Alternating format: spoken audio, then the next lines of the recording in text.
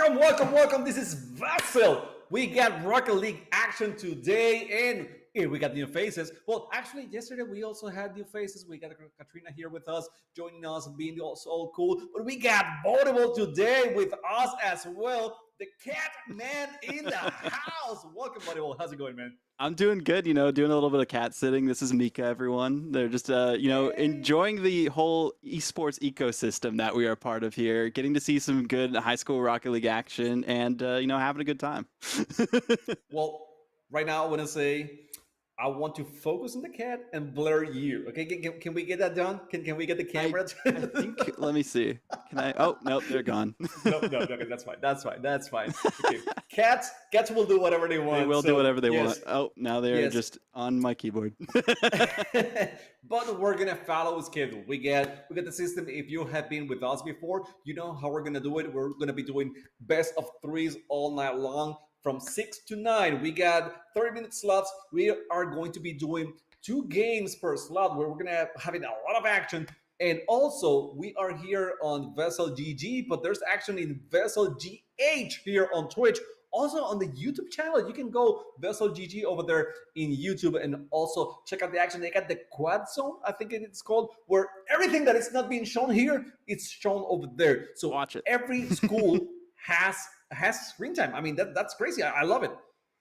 It's awesome just to see that every player who's competing can have their time in the spotlight and make sure that be like, hey, tell their family, like whichever stream that they're on. It's like, come watch me here. Maybe I'm good, maybe I'm not, but it's going to be a great time for the whole family to enjoy and see how well their kids are doing. But also maybe your friends are tuning into it too. Hit a really cool clip. You can just send that to them later. It's just going to be a great time for everyone involved. So we're going to start with Groups B right now. That's the first slot that we have here on the stream. It's going to be Wake Leadership Academy against Panther Creek. That's going to be the first showing that we're going to have today. But also at the same time, Western Guildford B is going to be playing against Kearns Academy. So we're going to be jumping between the two of those.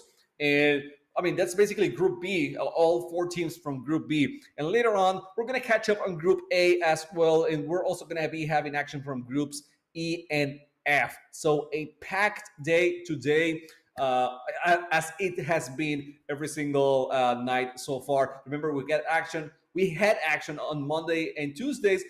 Today as well. Thursday, we're going to have more action. And Friday, we're going to finish it up with a banger. So we're going to start this, as I said before, with Panther Creek and Wake's Leadership Academy. Let's see how this one goes. And it goes fast. That's all I'm going to say. It starts way faster than I was expecting. Super fast first goal going through. GG tried their best to get there in time to stop it, but there was no stopping the A-Train baby, which is, this Western Leadership Academy team that are moving forward with that first goal, looking to see how far they can do. And this being a best of 7, I guess, going forward on this one. No. Okay. It's just a best of 3. A best of 3. It is. They just want us they just want to fool me on that one. That's how they do. That's how they roll. Don't worry about it. It's pranksters, they like to do that. That's fine. Gotta love production. I'm just going to blame Reed on this one. That's what I've been told to say. Wow. But nonetheless, some demos coming out. Pretty nice to see that the aggression is being showcased by this Panther Creek A team. All these matches are going to matter so much. Even the game differential, Chamaco, since this is kind of a round-robin group play between these teams. So every win, every game win going to matter that much, especially when it comes down to tiebreakers. Definitely. So far, I mean, from these 4 teams, 3 move on. Oh, is that going in? Oh my God, so close. Oh, okay, we got it. Impala with the goal, just making sure that the ball actually goes away. It has to. I mean, Fatu Kami. Kami. I can call you. Can you call me Kami? No, Fatu. I like that Fatu part. So Fatu was doing great. He was trying to put the ball in the net, but just a slight miss angle. And then we had Impala finishing it up. So 2-0 right now for the Wake Leadership Academy here, beating so far Panther Creek 8. Doing well for the most part, even before the first half of this game. And again, for those who are tuning in, this is going to be the first game we look at here. And, well, I mean, Wake Leadership, they are trying to make this the only game to pay attention to and the only players pay attention to on their squad, with everyone pretty much getting involved to get this goal. They did. They certainly did went hard for that one.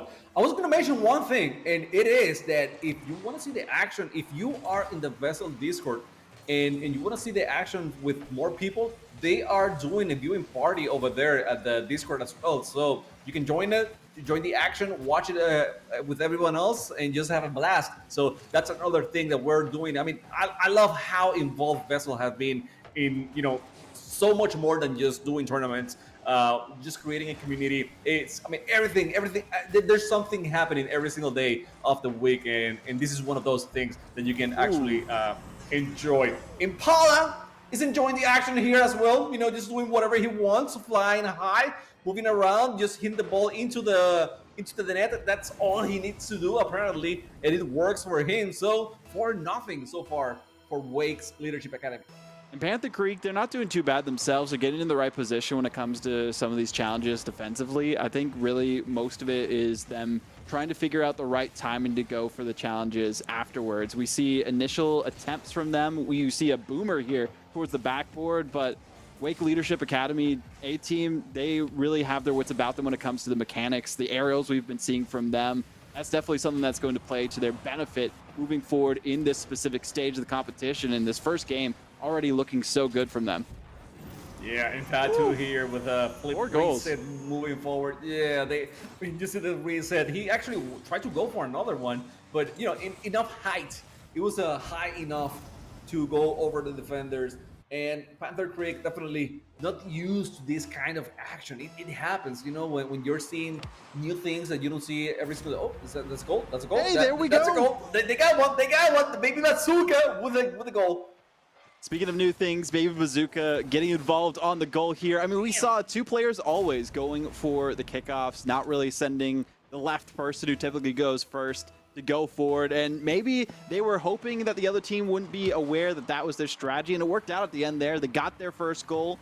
Now just need to see what they can do from there. This first game might be a bit of a write-off of it being 6-1, but still, they can take what they learned in this one, how they got that first kickoff goal, move into game 2 when we see them later on, and see what they can do from there. I like it how you say, the kickoff goal, how they took it. So, maybe volleyball is saying kickoff goal meta, just sending two people into the ball. Yeah, okay, I see you. That's okay. That's Ooh, new. what a save. That's new. Indeed, what a save. And they win the 50. They have an opportunity here. Maybe, I mean, if someone goes flying, yes. So close. Actually sending the ball through the ground. It wasn't a bad idea, to be honest with you. Sometimes that takes people off guard, and he's able to sneak in that way without that much power. So much power that they were hoping to have on that shot, just didn't really have the calculation of the angles. Speaking of that, though, Kami just putting this one through two goals back to back. I wonder if they're a fan of Kami from OCE, or also how we've seen them perform in other regions too. But nonetheless, we took a sunny trip to Brazil. Now, see exactly how far the stat line can go. I mean, what was the highest stat line you saw with the last 2 days of competition, Chamaco? 12-0. Hey, at least there's a goal, though, for Panther Creek, so that's doing better than that. They're not getting completely shut out here, even with the pressure that they are facing against. As these matches go on, too, you're more likely to face off against teams that are of the same skill level, too. So let's get really, like, the group of death. Hopefully, for Panther Creek's sake, that they have some easier opponents. Looking at those other matches, I mean, we'll see the other two teams in their group after this individual game, but nonetheless, Wake Leadership really showing that they might be the top dogs going forward in Group B. It's part of the nature of the beast, just the way you do the seeding. You have these very tough teams in the groups, and then you have some others that are not going to be up to the skill level, and that's normal, that's understandable. And hey, I mean, for some people, for some of these players, these high school students, this is the first tournament that they may be participating, right? So True. maybe they don't have that much experience here. Plus, they are in stream for the first time, maybe being cast. I mean, it's a lot of things that add to the pressure. And I understand. I mean, I wouldn't be doing that much better myself, so I'm not going to be burning them here or anything like that. What I can say is, I'm watching here Impala, Patu, Flapjack, these guys, they're not noobs. You know, they have been playing this for a while. They get the skills very polished. Skills to pay the bills as far as getting all the goals necessary for that game one victory. Looking for another though. We talked about Baby Bazooka or Bazookai, how they were doing before, and now you got to see them almost get their second goal for the team. And hopefully that will be some extra motivation. If they can't get another goal, wide open opportunity just by the wayside for a second. So game one here, Wake Leadership A team doing all that they can to maybe secure the 10 goal differential if they can get to that point in time. Still a couple seconds to do just that. It's going the other direction, but I'm liking the concentrated effort by Panther Creek towards the last minute of this game, Chimako, with how they're going at the ball individually, not sending everyone up at once, and that's a big change on what we saw before, and a great defensive play from Tower. That was all reflexes, you know, just being able to get that one. Cat reflexes, some people might say. I don't know, you're the cat boy here, so you tell me. Definitely. 10 up, 10 to 1. You want to see the 10th goal. You wanted to get into the double digits. We did there it. You go. You did it. If only they could have waited 2 more seconds, though, so then it would have just been done, not have a kickoff. But hey, the kickoff gives another opportunity for Panther Creek. One final shot. They can keep this in the air. I think GG Arsenio is just waiting for this one to be done, saying GG in the chat, I'm sure, too, and waiting for the next game. So Wake Leadership Academy taking game number 1. You can see the stats here, 16 shots to 4. Even with the pressure that we did see Panther Creek having to face off against, they still got some good shots. They had some good saves too, and a couple demos here as well. But now we're switching on over to the other game 1 that is happening right now between Western Guilford B and Kearns. And well, say their name and they will score. The academy team no longer in the academy. They are ready to graduate with that goal. That was powerful. That was very powerful. Very well placed. I mean, you see that there's one car, only one defender on the near post, on the first post. So you go to the far post with the shot over the defender as well, putting a lot of height, a lot of power. Very wise decision. And I love Merc. And Merc with the crown. I love it. I gotta say that's my favorite card so far. Yep. The king of the Mercs is what we are seeing on the field right now for Kearns Academy. So nice to see the representation of different hitboxes and cars as well. We saw the Fennec just get demolished out there, and Fennec actually more recently in the last couple of years became the most popular car in Rocket League. The Octane, the staple of the game, and also the logo, used to be the mainstay for such a long time. Well, not in high school, apparently. Apparently in high school, you can switch it up and do whatever. What a shot, what a flick, it was good. Now, another shot, this time from MMRFZ. He got it. He was able to put it on the net after it was being blocked. I mean, that's what you need. You need teammates to be close to the shot, close to the ball for, I mean, not extremely close, okay, guys? Don't ball chase that much, but close for that second opportunity. If it shows up, then you can take it and make something for it, and that's exactly what happened here. A little bit of a double come in on the shot, but still a good play. And again, it's Mr. FZ getting the goal.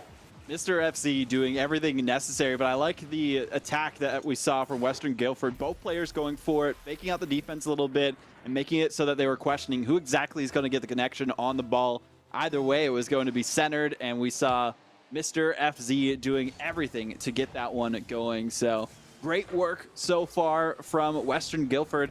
It seems that the Western teams from both of these, or the W teams really, are the ones who are going for the wins in this Group D.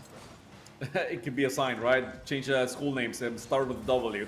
Well, I don't know if that's going to be the case. Regardless, we see a full-time goalie on Kearns, which is something that we don't see very often. And in this case, he wasn't aware that Solo was able to get the pass from Mr. FC. Solo a little bit too fast for him.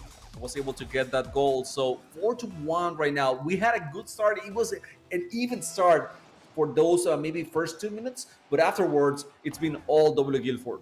They just saw that they were on stream, Western Guilford, and they're like, oh, now we got to turn things up to 11 and get all the goals possible so that we can have some clips to write home about and, you know, show our families. But instead, Kearns, you talked about them having a goalie in the net. They're just trying to do their best Gibbs cosplay from one of the earlier seasons of Rocket League. So one of the best goalies in the game back then. But now we got to see one of the best goalies in the game for Kearns if they can stop this one before it goes through. Waldo, no boost, but had a dream and a hope for them to get that through. And what a setup for Solo to get the finish on that one.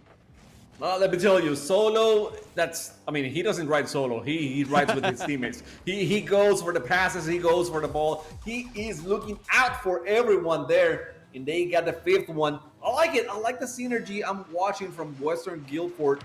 They're playing together. You know, it's not a solo effort. I don't mean to that as a pun, but for real, like they are trying to set up each other, which is nice. You know, we saw a couple of goals from Mr. FZ being set ups, and now Solo getting that one because of the pass of Mr. FC as well. So yeah, I enjoy the cooperative action that they're showing.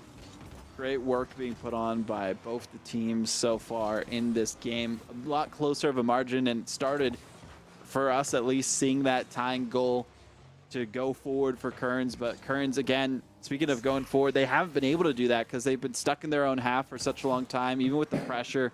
Need to go more on that traditional rotational style, because you can see they have one person in the net who wasn't quite prepared for it, and as soon as both defenders go away from the ball, it's just an open opportunity for Western Guildford B team to get that one through. So we might have another trip to Brazil, 2-for-1 deal here on the vacation package in the Group B, but almost an own goal. That was off the crossbar and away. Luckily enough for Western Guildford. Kearns, they definitely want that one back though. That was extremely close. I was just thinking, well, you said the Brazil, and now it's not gonna happen. But no, okay, we still have a chance here. Oh, maybe. Hey. There it goes. There it goes. Yeah, we got a second trip here. I feel like this is Oprah or something. I mean, are they giving away trips to Brazil? Maybe, hopefully. Maybe. I'd love one. If there is anyone doing that, please hit me up. But nonetheless, 7 shots that we saw from Solo for the 3 goals. A hat trick now completed for them. And Mr. FC with the rest of the goals, I believe, for that team. Waldo, some great support across the length of this game. Actually, Waldo had 2 goals to their name. Misdid my math, but that's okay. I'm not the one here at the academy. Kearns, speaking of the academy, though, they are going to have to see what they can do to bounce back in their group later on, but it will be Western Guildford B team gain the victory here. And you can see 0 shots, but there was a goal. So maybe that one goal we saw wasn't counted, and that's why they weren't expecting that. How rude. How rude. That's all I'm going to say. That was a shot. Clearly a shot. If you're confused, guys, we are switching up between games right now here.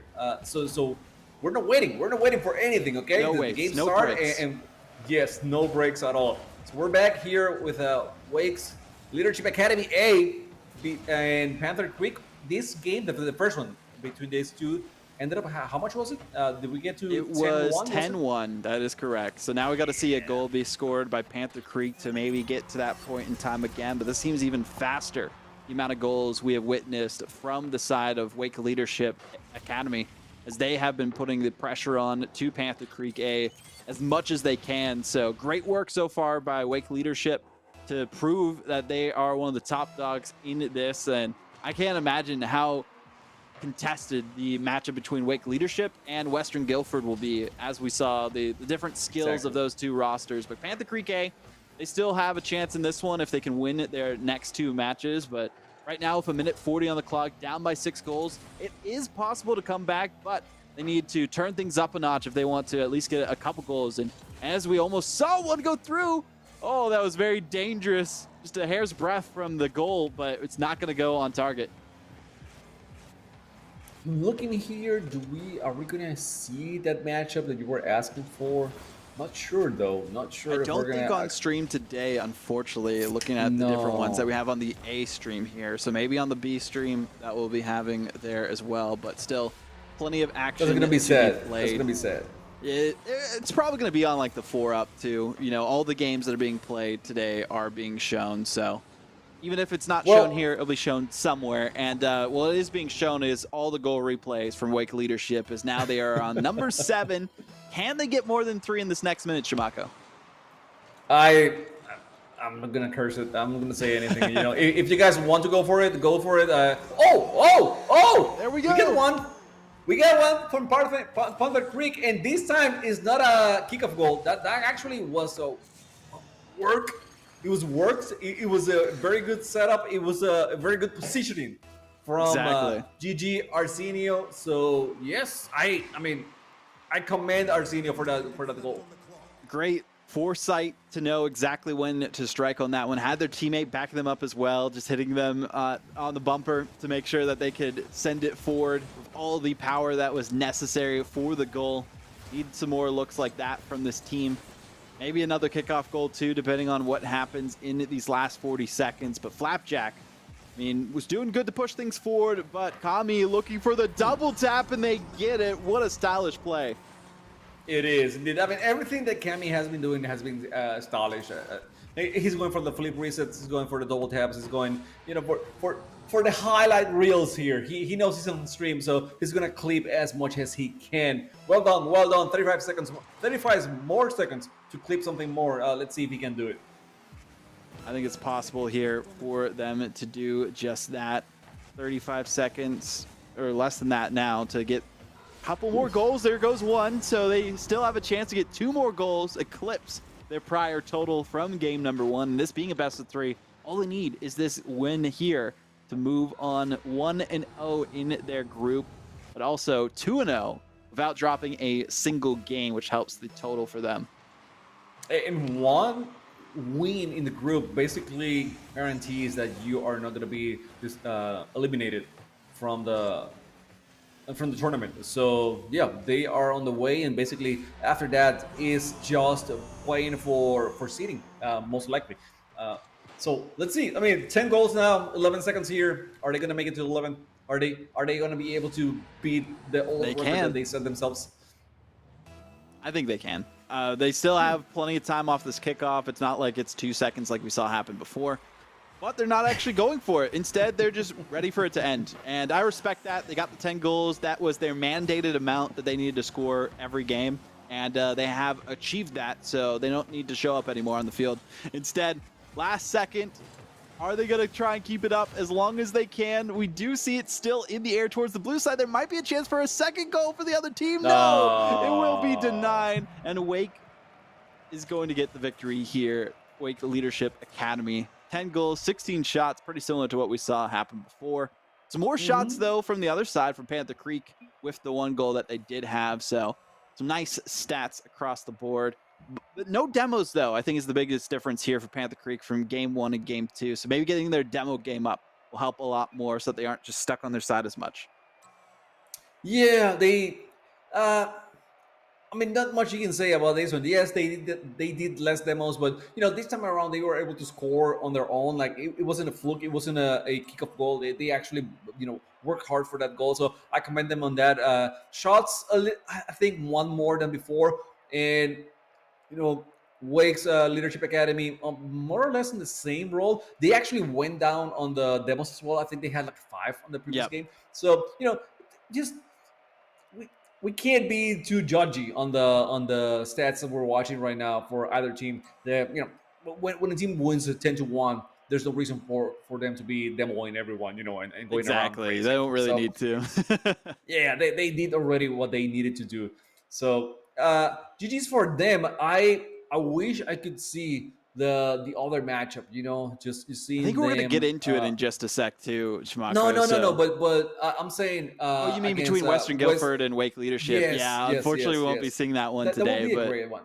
Yeah, that's gonna be a great matchup. I'm sure stories will be told for generations as they will pass it down to their children and their children after them, because that's going to be the most epic matchup in Group B. But also, I think we are going to get Panther Creek and Kearns Academy against each other. We will later on. So we'll see who is kind of the top dogs out of those, who will probably be the bottom of their group, but still putting up a valiant effort nonetheless. I mean, just playing in these tournaments themselves, a lot of teams and players are scared to even sign up for tournaments. So the fact that people are showing up for these with a full squad and doing everything that they can just shows that they were putting that effort in. They want to improve, and the best way to improve, play against people that are better than you. Eventually you can look at the replays later on, see exactly what they're doing, what mechanics they're using, what you need to maybe work on yourself, do some training packs. There's plenty of stuff you can do to improve your game. And it's just the start of hopefully a longer journey for some of these players. I love it. I love it so much because I remember when I was in school, way back when, at the high school, you really had to be good to be in any varsity Yep, team on my school, exactly. right? Like you really need. It's not like you can start playing something and then be on the team. No, you really have to be good. But in this case, I mean, there is a lot of opportunities for players that are brand new in the game to actually join because schools have teams A, B, C, and they keep moving forward. And you see some players that you can tell they're not very versed in the game. They haven't put that many hours Some people yet. just getting But into the game to sign up for these yes, tournaments, which is but they have the always amazing to opportunity. see. Yes, they have the opportunity, and they can. I mean, so they can still play in the game and participate in these kinds of opportunities. And maybe who knows? I mean, maybe they like it so much in 1 year, 2 years, they're really good at the game because it's. I mean, it's a possibility. It is definitely a possibility. I mean, we're seeing players get into the professional leagues at 15 years of age, typically. I mean, a player allegedly getting signed by NRG who just turned 15 recently. So crazy to see what is possible for young upstarts that are out there. And that could be you one day if you are listening to this or playing the game itself, grinding out and Me? just learning. Well, not you, Chewbacca. Yeah. It's not me either. I will admit, unfortunately, my time has passed. But for all Look, those that are look. playing in this tournament, they could eventually be like the Squishy Muffins or the Justin or whoever they're big fan of. And hey, we see Currents getting the first goal here and actually taking a shot because the stats didn't count it last time. Well, there you go. Kern's getting scored the first one. I Here's the thing: Kearns didn't do so well on the previous match, but the goal they had was great. They actually had a very good goal, and now in this first goal of the game, they actually also had a decent goal. So I wasn't really understanding why they were not able to do a little bit better on the game. I think they were having some communication issues. Oh my god, that's a great Okay, shot as Currents. well. What? I think last game, what happened, Jamako, and now just analyzing things here, is that they were not prepared for the pressure that they faced after tying things up. And once, a couple goals go in, the lead seems a bit insurmountable. It's hard to bounce back from that. But now we're seeing Currents have it in them.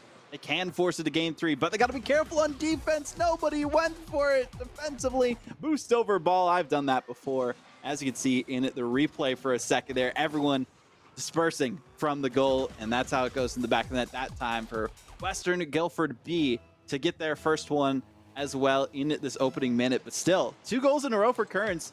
I hope they can continue this. They just need to work on their defense a little bit. A little bit, yes. Communication. It's communication. I mean, you definitely have a very young, new player into the game. I mean, right? Not in age, but into the game in Dog AE44.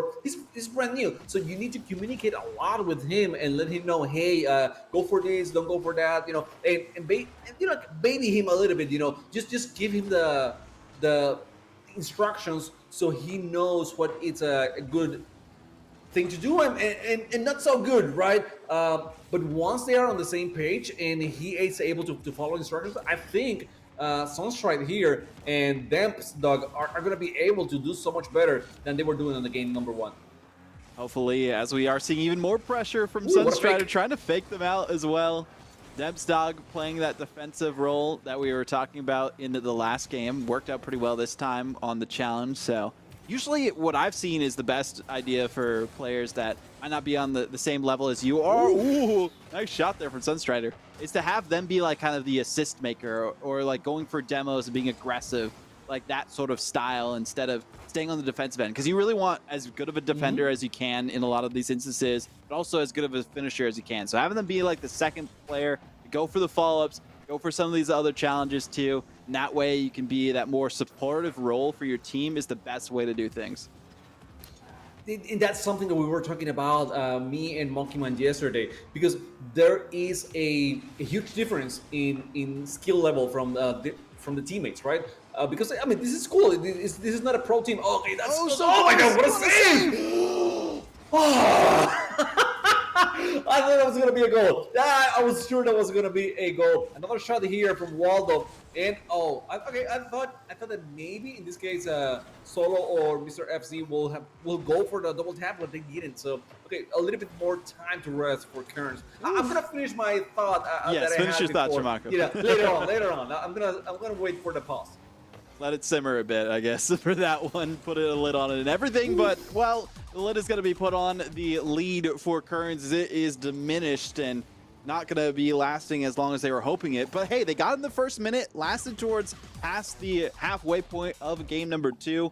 Western Guildford just tied things up now. Much better position than they were in the last game. But, again, what we saw happen last time when they were stuck in their side and they couldn't really do too much afterwards, that's when things went awry for Kearns. So they need to put the pedal to the metal, get this pressure going. You do see challenges coming out as well on offense. But again, there is Dempstog just waiting in the back of the net. They need to get on this rotation a little bit to support the other 2 players so that they can feel confident on offense. Another shot here. It's going to be a pass way high. We see Impala, Waldo actually going for that shot. Impala is not in this lobby. I'm sorry. Solo moving forward. No pass here. It was a good save by Kearns. Mr. FC from the wall. It's just a shot, a hit. That wasn't even a shot or a pass. Solo missing the control of the ball. Now another shot, maybe by Sunstrider. That was close. He was trying to actually put it on the net. He was a little bit off, but last minute here on the match, and we're still tied to 2.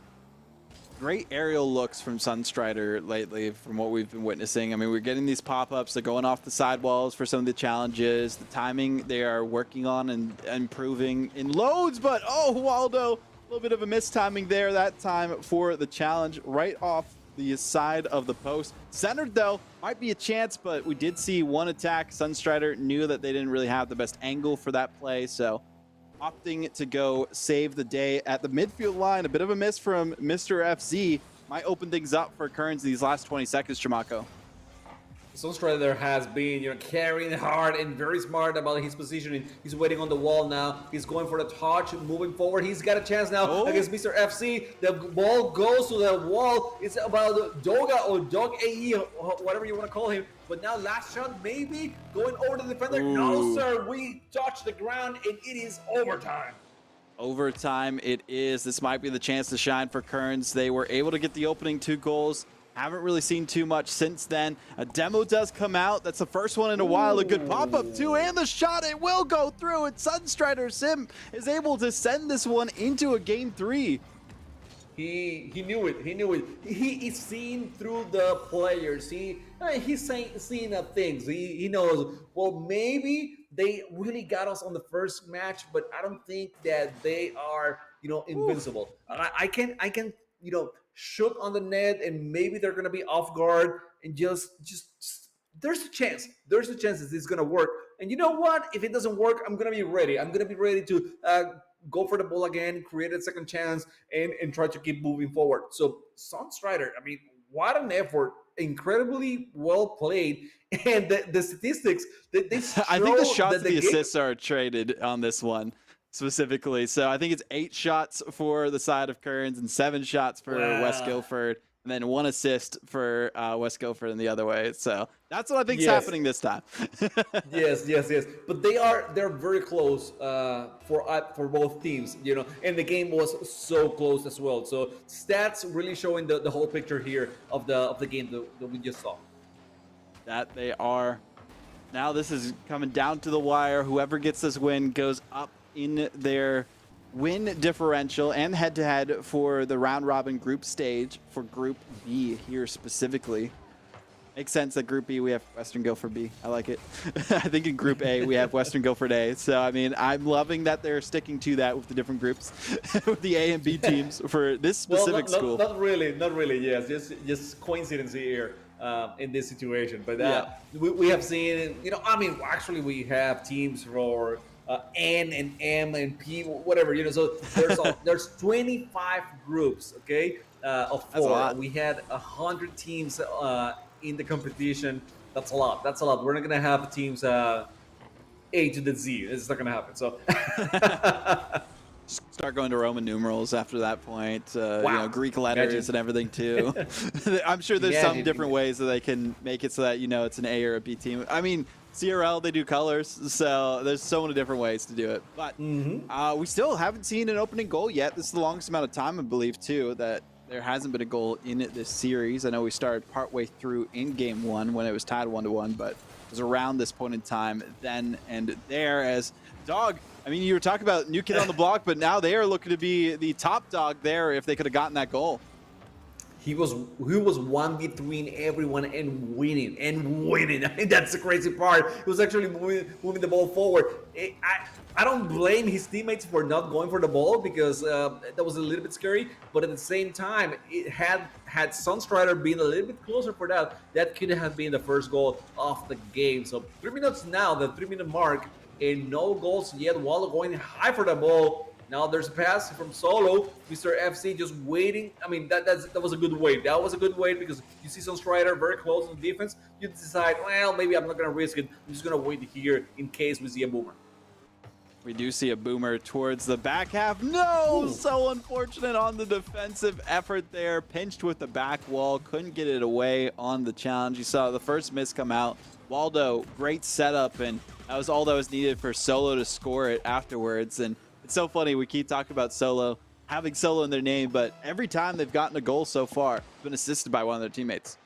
Yes, definitely. And in this case, Solo was right. He saw Sunstrider on the wall, and usually when you see someone on the wall that is pretty decent, you think it's gonna be a player, right? But those wall shots, just because we see them on high-level Rocket League being done so well and so consistently, doesn't mean that they're easy. So sometimes you gotta you gotta think that your opponent is gonna miss those and be ready for those miss and just make sure that you counterattack in those situations. So that's exactly what Solo was able to do in that play, and that's how they got the first goal. Now another shot here, but that was a saved by Kearns. Couldn't tell exactly whose player. And now Kearns has the opportunity. Sunstrider attacking, the ball is going to go too high. That's going to be too difficult for both dogs to actually make contact with them.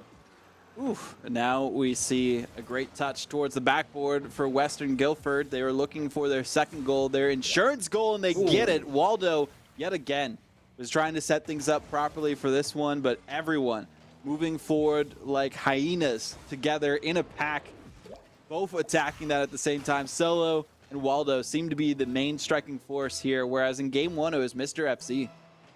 Mr. FC, yeah, not so confident, I would say, as he was before. And with that said, now putting a very strong shot, Solo catching it, trying to go for the play, but it's Sunstrider moving forward against everyone. The ball in the midfield. I thought Sunstrider was gonna go for that ball once again. He decided to stay behind, and now I feel like Guildford understood the assignment. You know, like if you see Sunstrider with the ball, be careful. Don't overcome it. If it's someone else, then maybe overcome it a little bit more. But don't take it easy on Sunstrider by any means. And it's helping. I mean that's what's keeping them with a really good, solid defense so far. That it is, with a little over a minute to go to hold on to this 2-goal lead. We've seen Kearns be able to score 2 goals in less time than that, but that's when they had the confidence coming out the gate, where Western Guildford weren't prepared for it after game number 1 into number 2. Great pass down to Mr. FC, though, from Solo, and I'm liking the synergy from Western Guildford to try and close out this series. Again, game differential does matter a lot, so even though Kearns may go down these next 40 seconds, having that 1-game win is a huge boon for them. Try and make it out of their groups, but there it goes to the back of the net. Sunstrider trying to do everything that they can like they did in the last game to carry their team up by their bootstraps. I was scared. I thought that Dog AE44 was gonna hit it, and I can see in my head Sunstrider saying, "No, I got it. Don't do it. Don't hit it. You know, just break." That was a great shot from Sunstrider. So all of a sudden, Kearns now has an opportunity. You mentioned Doga going for the aerial. He was on track, but Waldo was able to save it. Oh, there's another shot coming through too from Western Guildford. Keeping the pressure up is exactly what they need to do, even though it's so close. Somehow not able to put that through for Solo either. Will be centered here for Dog. Does get the shot. Nobody's in the back of the net. Can Solo get to it? They do. That was a dangerous position to be in, but they did manage to save the day for their team and get it away.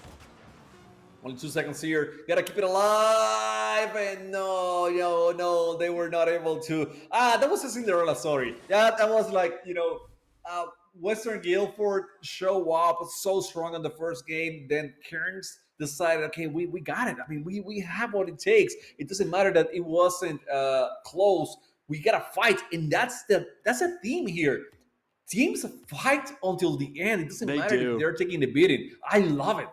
Well, we already have another matchup here, Chimako. It is Noble Academy facing off against NC Cyber in Group F. Mm-hmm. So changing groups instead of Group B, we're moving on to a different one. So we already saw that Wake Leadership and Western Guildford were the winners of their games, both 1-0 in their record, but it's a little bit different when it comes to game differential there specifically. So we'll see who moves on from that one. But Noble Academy looking pretty good for that one. So this one, we're going to be actually taking a break, Chimako, for this one. Any Mm-hmm. thoughts for those at home that have been watching the action so far as they'll be listening to this one while we take a break for our voices?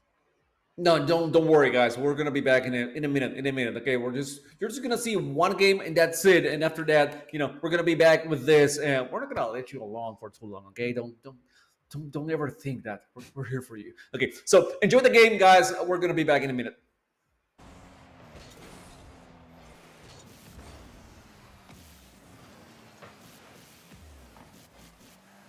Sweet. Of course, now So- as we're not casting, the cat gets off the desk. It can't be contained. Is that like a little truck on top of that car? That's cool. I haven't seen that topper.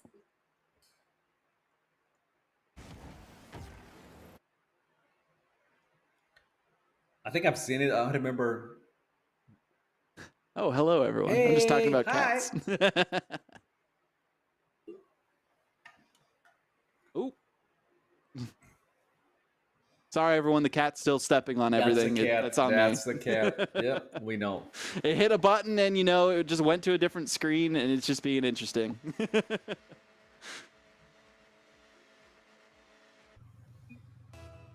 Yeah. Okay. Hey, we're back. The cat just Where's the tripped cat? on all the Where's the wires. cat? It ran away. It did its business. It was sabotaging everything, and it's like, okay, I need to get off camera so that I can't be identified later by the police. Okay. But is what it is. Chewbacca, we had some good matches in those first few games, and we'll see what happens in these next couple ones that are happening too, because we have the Agri and Psy ECA and ECC both in Group Mhm. E that are playing against each other on one of the matches that we saw there, and then Noble Academy versus NC Cyber. That one looked pretty close as well for a second. Yeah, it's kind of sad that you have to play your own school on the same group. Yep. It At happens all the time, though. Yeah, but still. Well, hopefully it's a close match. Usually, a team usually is the better team. The top squad. But who knows? Maybe they switch it up, and we're gonna see a good contention matchup between these two, Agri and Psy. EC. I got a soft spot for the Ag schools, so Oh, yeah? hopefully, Yeah. I went to ag school myself. Okay, So cool. not in high school, but my college. I'm college. So yeah, I want to see a good matchup there. And Noble Academy, as you were saying, against NC Cyber was doing really good. So whenever we have the match ready, I would love to jump on that one and see the results. Well, it On might be Noble playing in the Academy and background in a NC little bit Cyber. here, Chimako, as I believe we are going to go back to a break as we were. The cat is Okay. out of the picture now. It's not chewing on any cables or anything like that. So we're taking this break. We'll be back in just a little bit.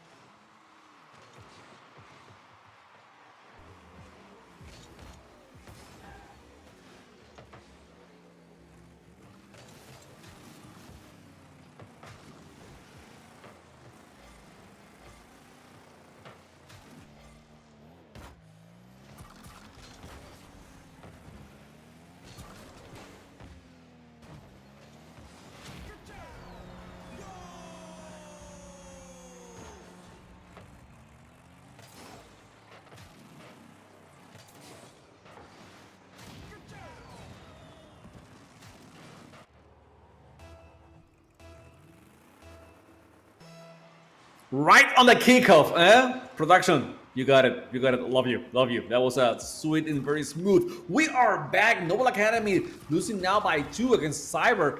The previous match was a little bit more even, but right now Cyber just going for the hat trick. I mean, not hat trick, but getting those 3 goals very fast. And now it's Noble Academy finally waking up a little bit on this match. That's exactly what they need to do, Chimako. They won the first game, looking for the sweep in this best of 3. Talked about game differential, so important between determining if you're going to be the top dogs or if you're going to have to go through the entire bracket, or you might even end up being eliminated depending on how you place in these groups. Only 3 teams move on, but if you are the top of your group, you make it a little bit further into the brackets later on.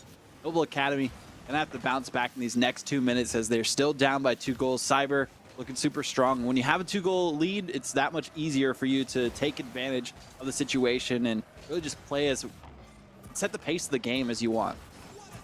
Yeah, you don't have to rush things if you don't need to, or actually, just rush things a lot if you want to, if that's a playstyle that suits you. So yes, I mean it's so much easier to control the game that way. Now you see Guy is moving forward. He was trying to control the ball with a dribble.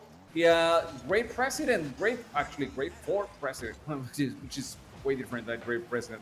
Trying to put the action here, moving forward. It's gonna be Dark now. The 1v1 situation. He's going for the flick in the air. That was great, Dark. That was greatness. Beautiful work from Dark on this play. Gets it past one, onto the sidewall, picks up the full boost pad, and then just flicks it right over top of the last defender to get it through. This is exactly why Cyber have been able to dominate in Game 2, and Noble Academy seeing exactly what they might have gone wrong in Game 2 is that giving Dark room to work with on that play.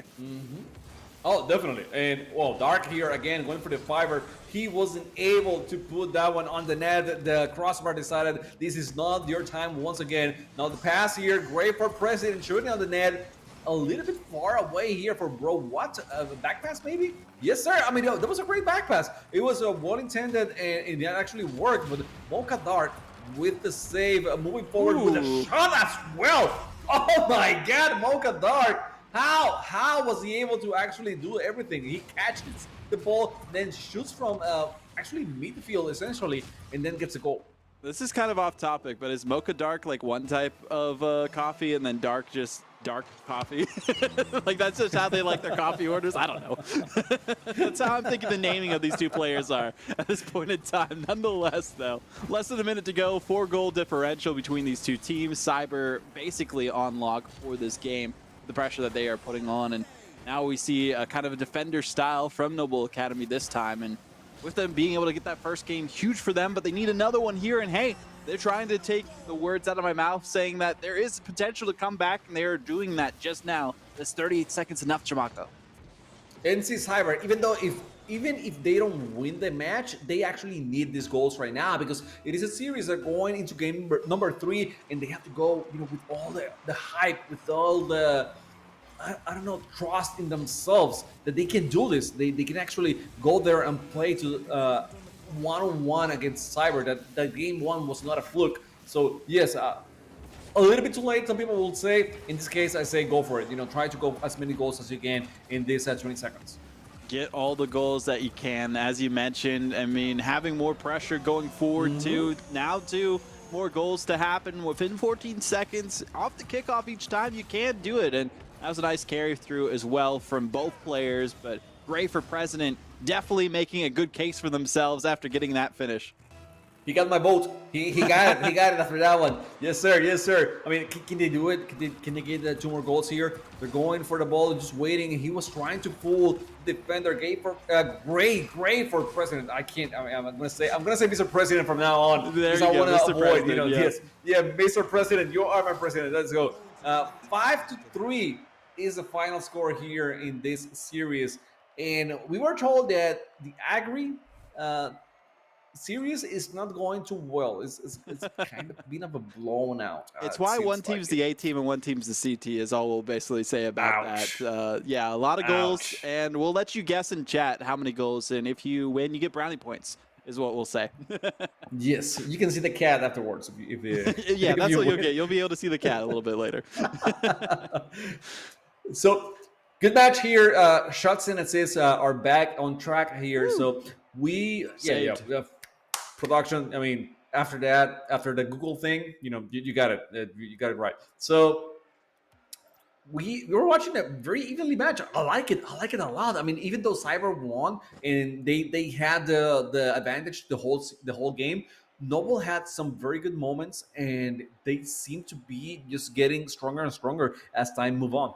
That they are, and that's so important for a team. Even if you go down in a game, to pop up and pop off as much as you can throughout a series. And in a best of 3, you only have 2 chances really to do the Mhm. best you can in these matches and go forward from there with the victories. And as we've seen in actually all of these groups, the team who comes out on top, you just need to win all your games. If you win at least one, you should make it into the next round, depending on how things go with tiebreakers. But still, win a game and you make it into the next stage of the competition.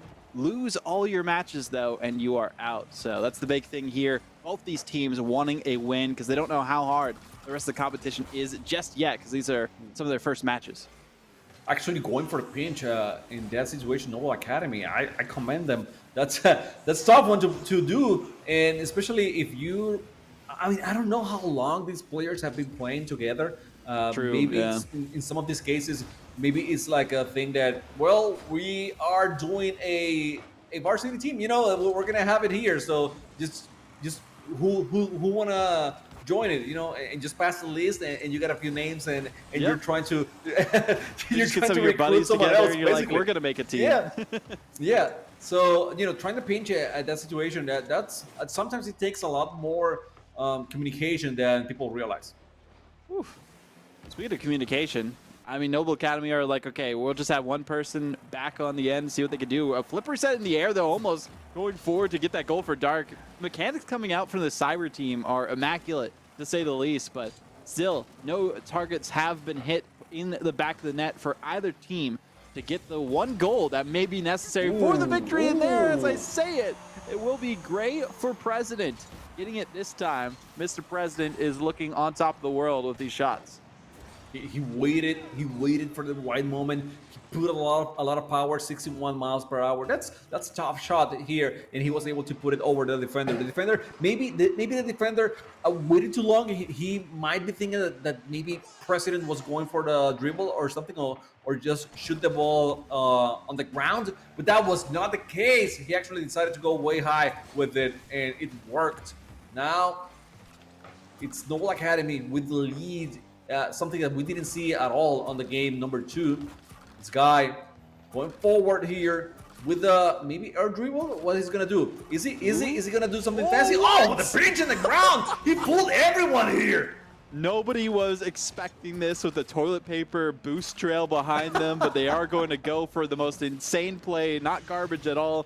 That one was hook, line, and sinker into the back of the net, and everyone, as you mentioned, falling for that on Cyber, who were not prepared for it. And Noble Academy shocking us so far with the skills that they have been displaying. We expected it, of course, but not to that caliber from these teams that are showing up like it's a freestyle lobby.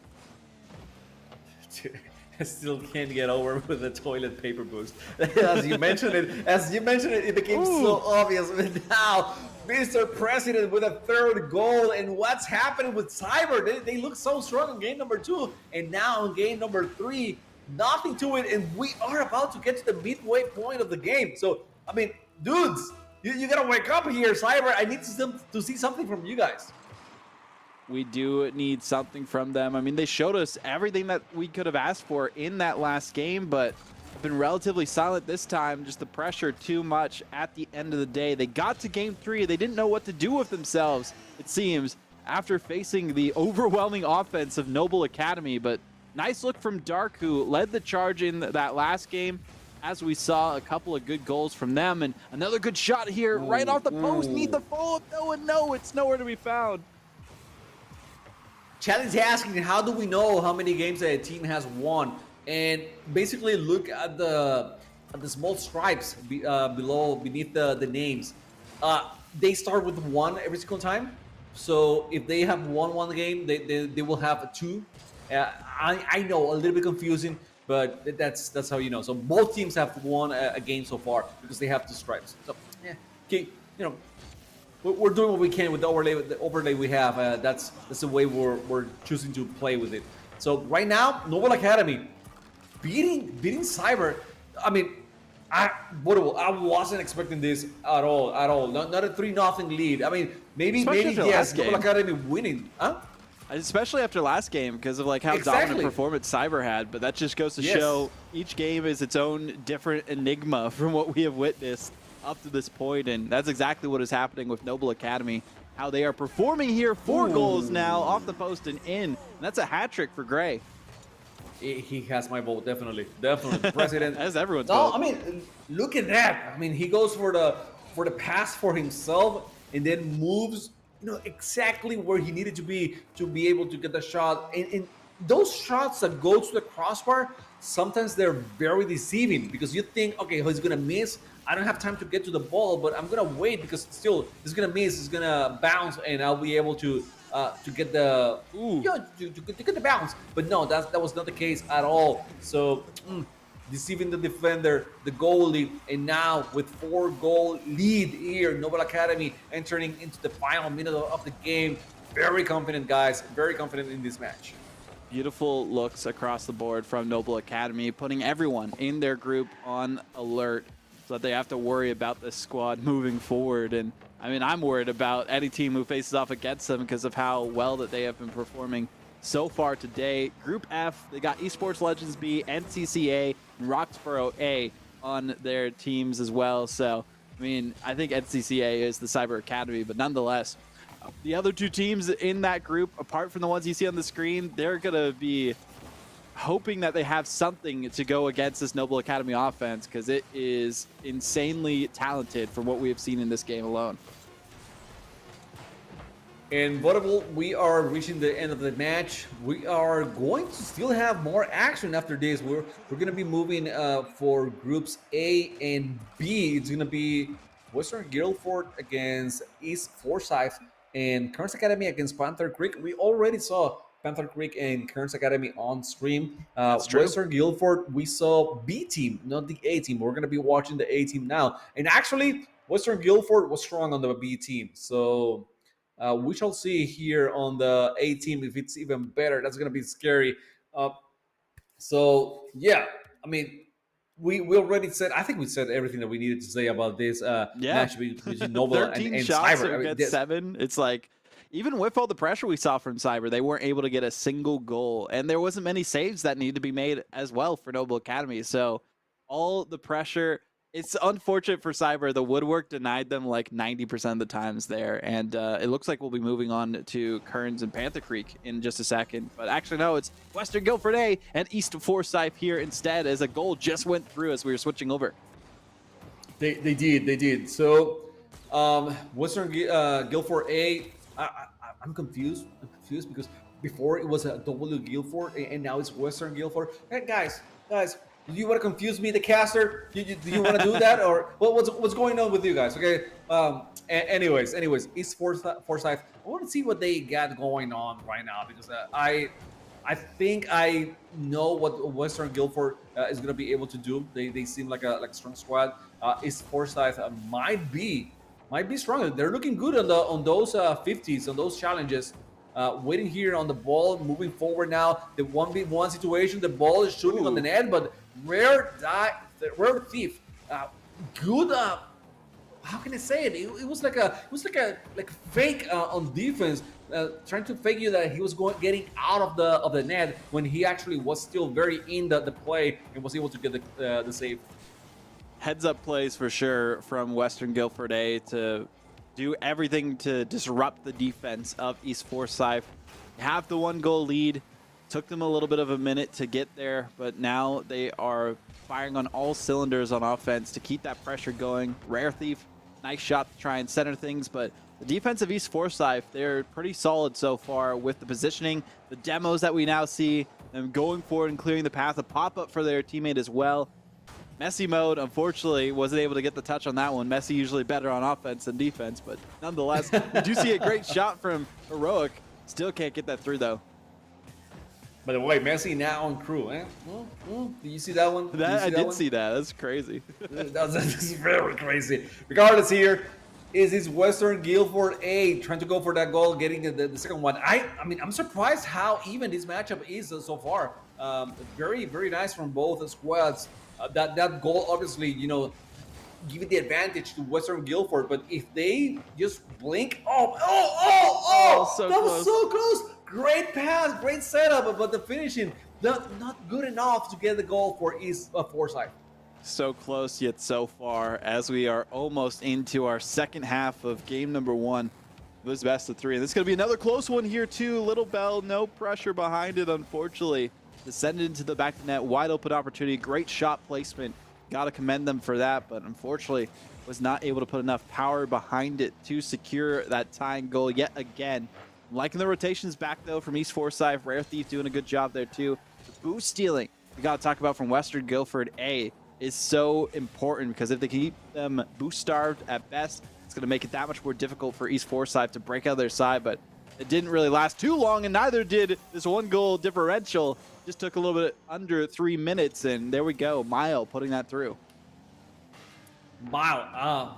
I was gonna ask you how we read that name. Yeah, like, do we go I for think Mile? Mile's Do we the go easiest way to say XD? it. Do we go for Milan Q? Okay, whatever. Mile sounds good. Yeah. Sounds good. Yeah, great goal by Mile. Just reading that a mile ahead and being able to shoot it on the net. Placement was great. Not a lot of power. People might complain about it. I don't care about the power if the placement is great. So in this situation, it worked out. Ooh. Now, Little Bell. Oh my God! Against 2 defenders, was it?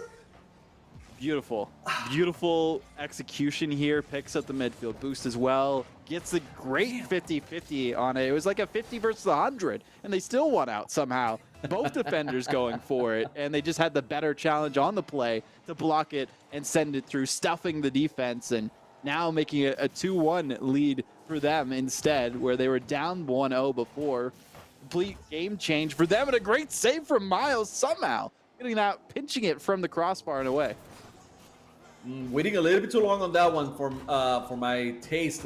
Mild, but still, he got the save. Now moving forward with that ball, trying to get the clear. Regardless, Nimbu Stratus was too good, keeping the ball, controlling the action in the midfield. I think that's what Western Guildford needs to go for. They need to control the ball in the midfield and then put some pressure. But it's easier said than done. They're all over the place right now. They don't have like a very structured rotation. So even though they have good skills, they have not been able to play together to get those clears and then keep pushing forward. Now the ball going into the net. That was close by Mile. Mile keeping it up. He might have the ceiling shot, maybe the pass here, but no so one there to close. connect.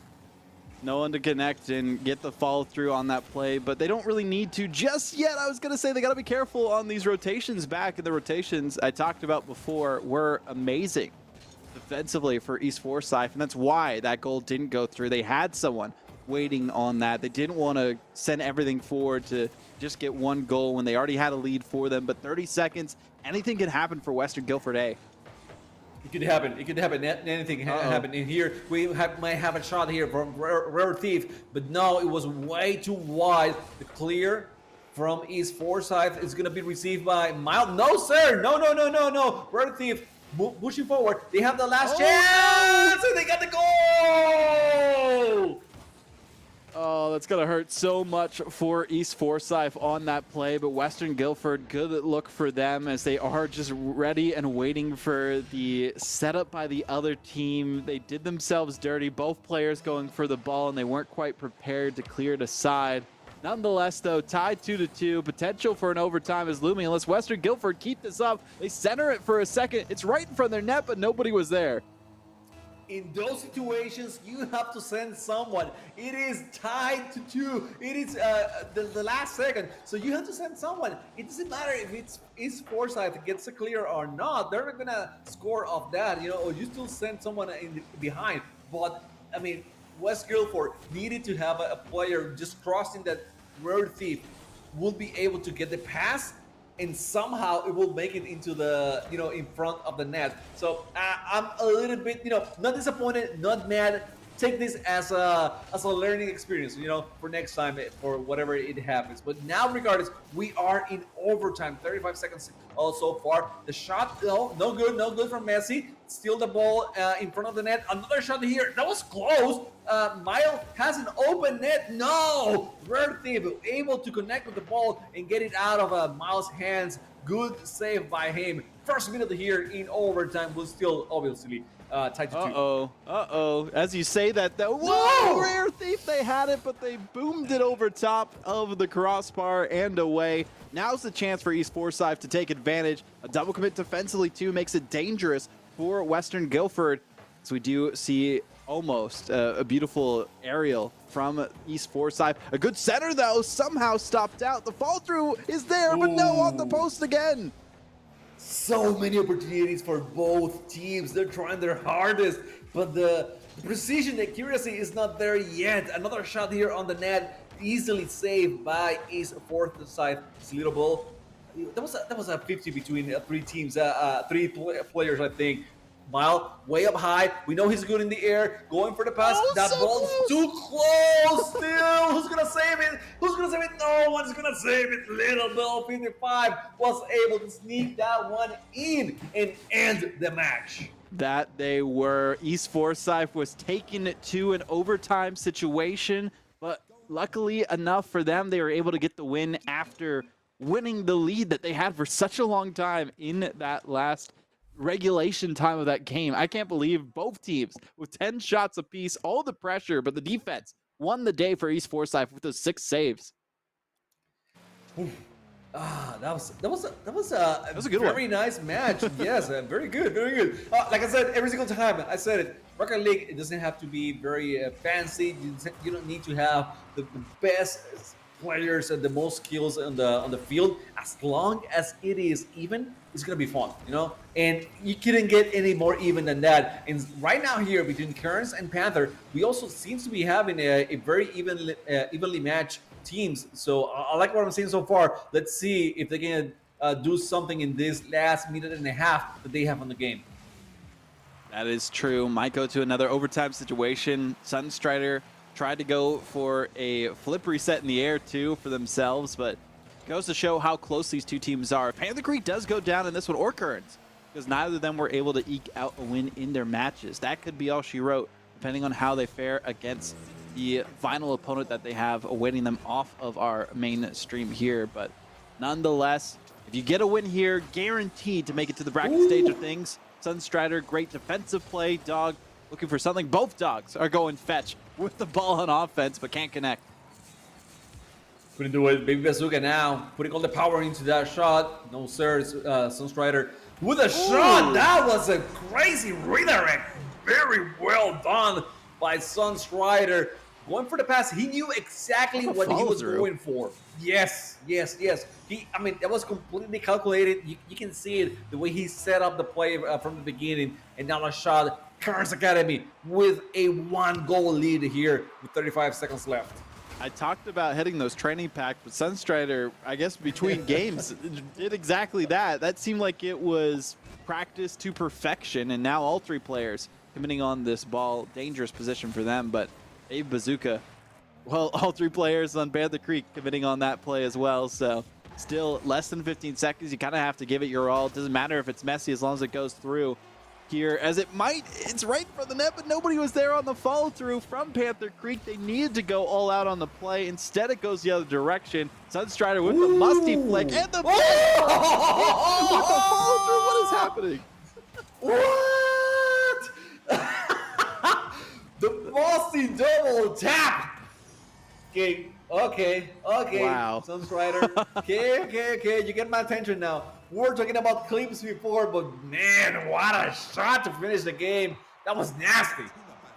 I am flabbergasted after that one. I mean, I have to use the full word because it is exactly what describes my reaction to what was happening during that game. But we're going to be going back to East Forsyth and Western Guildford A here. East Forsyth got the win, now confidently have the lead here in the first minute too.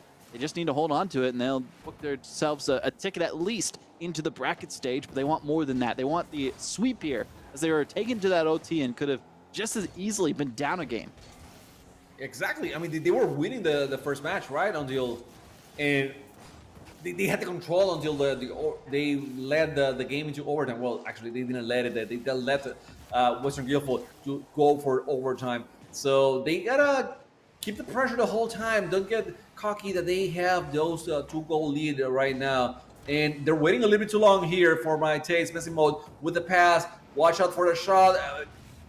A little bit of a whiff with regard as Western Guildford with the right idea, putting the pressure on the net. Now missing that one, but no, it is Forsyth. I thought that they were going to be able to shoot at least on the net, but the whiff was on the menu, a la carte, and they couldn't let it pass. You can tell the pressure is getting to them as well. The heat's on in the kitchen. They can't really handle it, so they need to get out of there at some point in time. At least that's what the offense has been feeling like so far for East Forsyth. But they have the 2 goals, and now it might be another one going the other direction. And yes, it is. Messy mode puts it through, ties it almost up for their team. And right before we get to the halfway point of this game, Western Guildford A get their first one. Now just need one more to send us to a potential for another overtime situation, or for Western Guildford to get the lead for the first time in this game, and it sent us to a game 3. Rare Thief, a lot of credit on that play. He made it as awkward as possible so that the ball wouldn't get easily cleared, and then Messy Mode will have the chance to actually go for it. He's going for the dribble. Little Bill was able to control, get the ball away, get the steal from Rare Thief. Messy Mode now doesn't have a lot of control. Nimbo with a weird touch there, and the ball keeps moving forward towards the net. That was basically it. Now a shot from a mile away, and we got a 3-1 for East Forsyth. All 3 players going for it too, made it difficult to get away. Messy Mode barely missing the second touch on that flip forward. If they got it, jumped into the air with it, they would have knocked that one out of the park on the clear, but they weren't prepared for that, unfortunately. And as it went right over top of the Dominus hitbox, they couldn't do anything to stop it from going into the back of their net. So still down by 2 yet again, maybe 3 soon, but great defensive effort yet again. Western Guildford, they need to keep this pressure up and get on offense. Rare Thief has been leading the charge for them so far. What an air dribble, and they almost got it all the way through, but somehow barely stopped out and no follow-up either. That was exactly what he did before. He went for the awkward shot. He kept the ball very close towards the net, but this time around, his teammates were not able to complete the play. Oh, that's heartbreaking for Rare Thief. I mean, keep doing it. I mean, you're great. The ball control that he's showing on the ground is excellent, and it's truly proving to be a messy thing for the defense to actually contend. Ooh. Well, speaking of the defense, it was kind of nowhere to be found on that play after we saw it taken forward here. Nimbo, I think this is the first time we've seen them get on the board for their team as far as this game is concerned. So nice to see them getting involved on offense and get that one through. Bring it within 1 yet again right before we get to that last minute of play in game 2, because time is ticking down for Western Guildford A as they try to force a game 3 situation. They almost were able to get a win in OT in that last game. They brought things back after defensive mishap, and well, we just saw another defensive mishap from East Forsyth. Just not going to cost them just yet the game.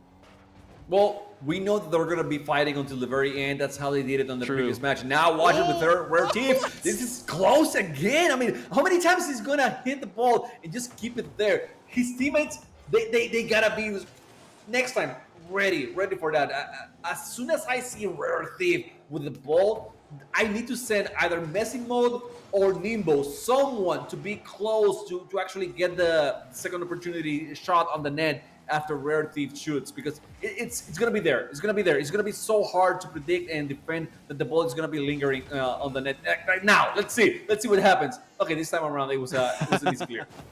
Yeah, a bit of an easy clear off the backboard and easy to read too after that, but still almost centered towards the Western Guildford side. Time ticking down though, less than 15 seconds. It goes the other direction. East Forsyth patiently waiting to put more pressure on so that Western Guildford can't get out of their half, and that's exactly what East Forsyth need to do to secure this victory. This might be one final chance for a counterattack. No, Oh should have left it for no. Rare Thief, but either way, East Forsyth will eke out the win that time. But it was a close margin, to say the least. It was a very interesting matchup. Still, even in defeat, East Forsyth look great. I think they have a lot of opportunities in the future. They have something going on. I see Rare Thief, the way he's playing, the way he's setting up things for his teammates. If they sync, if they understand what the Rare Thief is doing, and they can capitalize on that, it will be a great team. Is Forsyth. Regardless, we're back to Kearns versus Panther Creek. They're on the game number 2, and again, a very evenly match.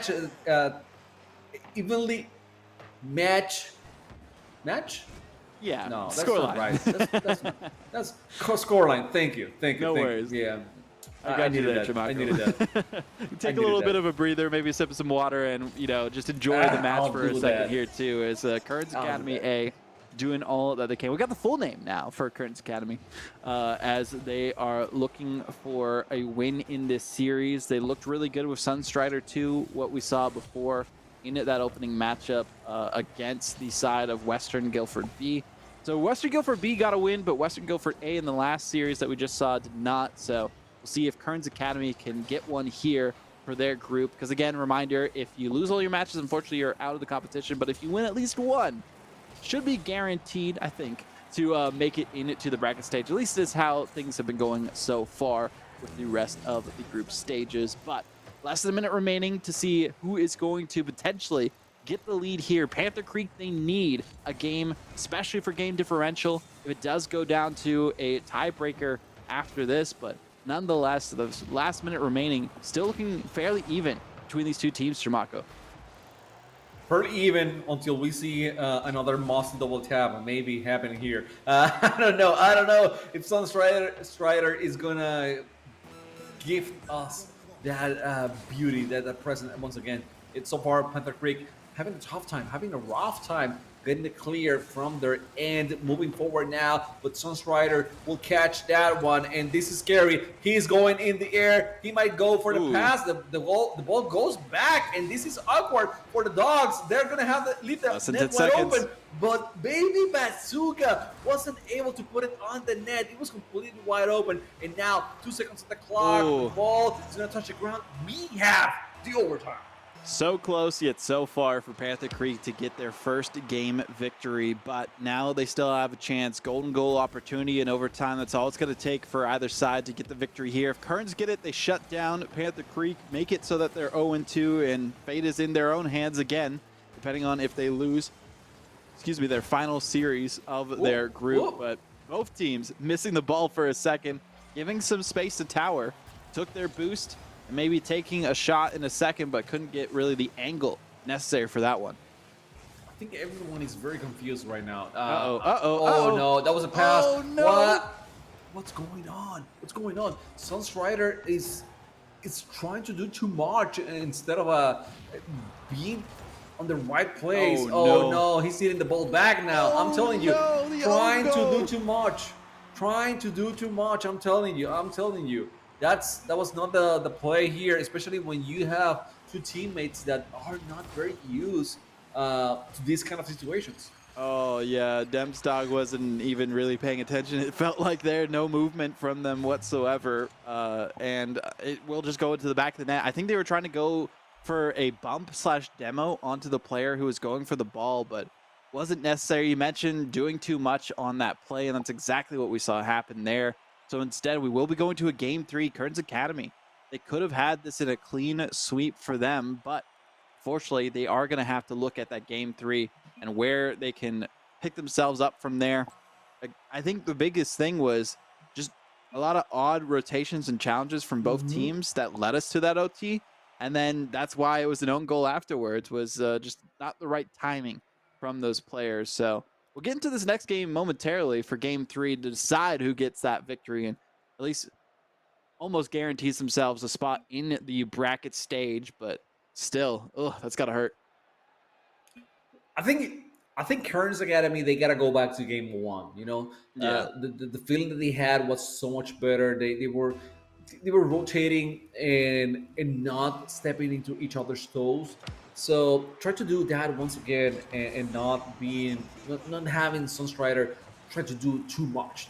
Yes, you are the top dog in the team. Even though you don't have dog in your name, but you are the top dog. But still, give your players some space and allow them to do something. That way you can read their plays a little bit better, and they can be maybe more useful to you in the long run. I mean, that's just a thought. That's something that I was talking about this before. How very good players or stronger players get used to their teammates, in these situations, because there's things you can do at very high level that you can't do at lower level, because your teammates are not going to be used to it, and it's going to result in a bad play.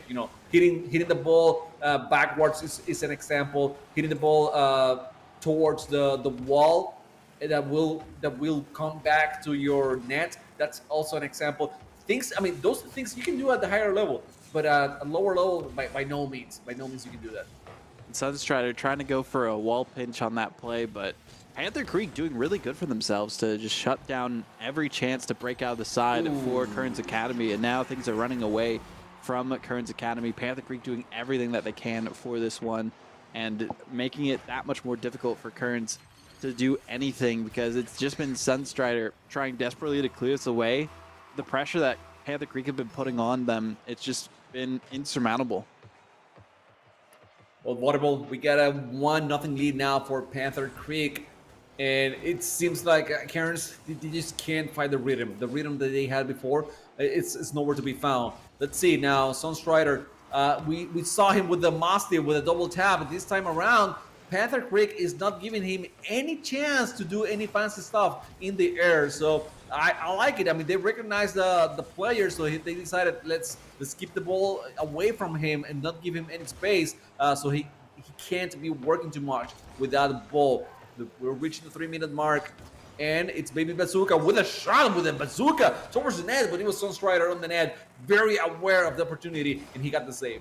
I mean, maybe it's just, I would have said before the first goal went in for Panther that it would have been a better option for Sunstrider just to play that defensive-minded, as we are seeing Dempsdog staying in the net. But again, they have the best goal-scoring ability if they could get through all three players, but 1v3 is very hard to do, especially against a team like Panther Creek, and we haven't seen anyone be able to do that just yet. They couldn't do it in the second game. They might have done it in the first one, but still, you have to work as a whole unit if you want to come out on top and into the bracket stage in these groups. Otherwise, Kearns, they could have just as easily booked their ticket into the bracket stage with a win in that OT, but unfortunately, weren't able to do it.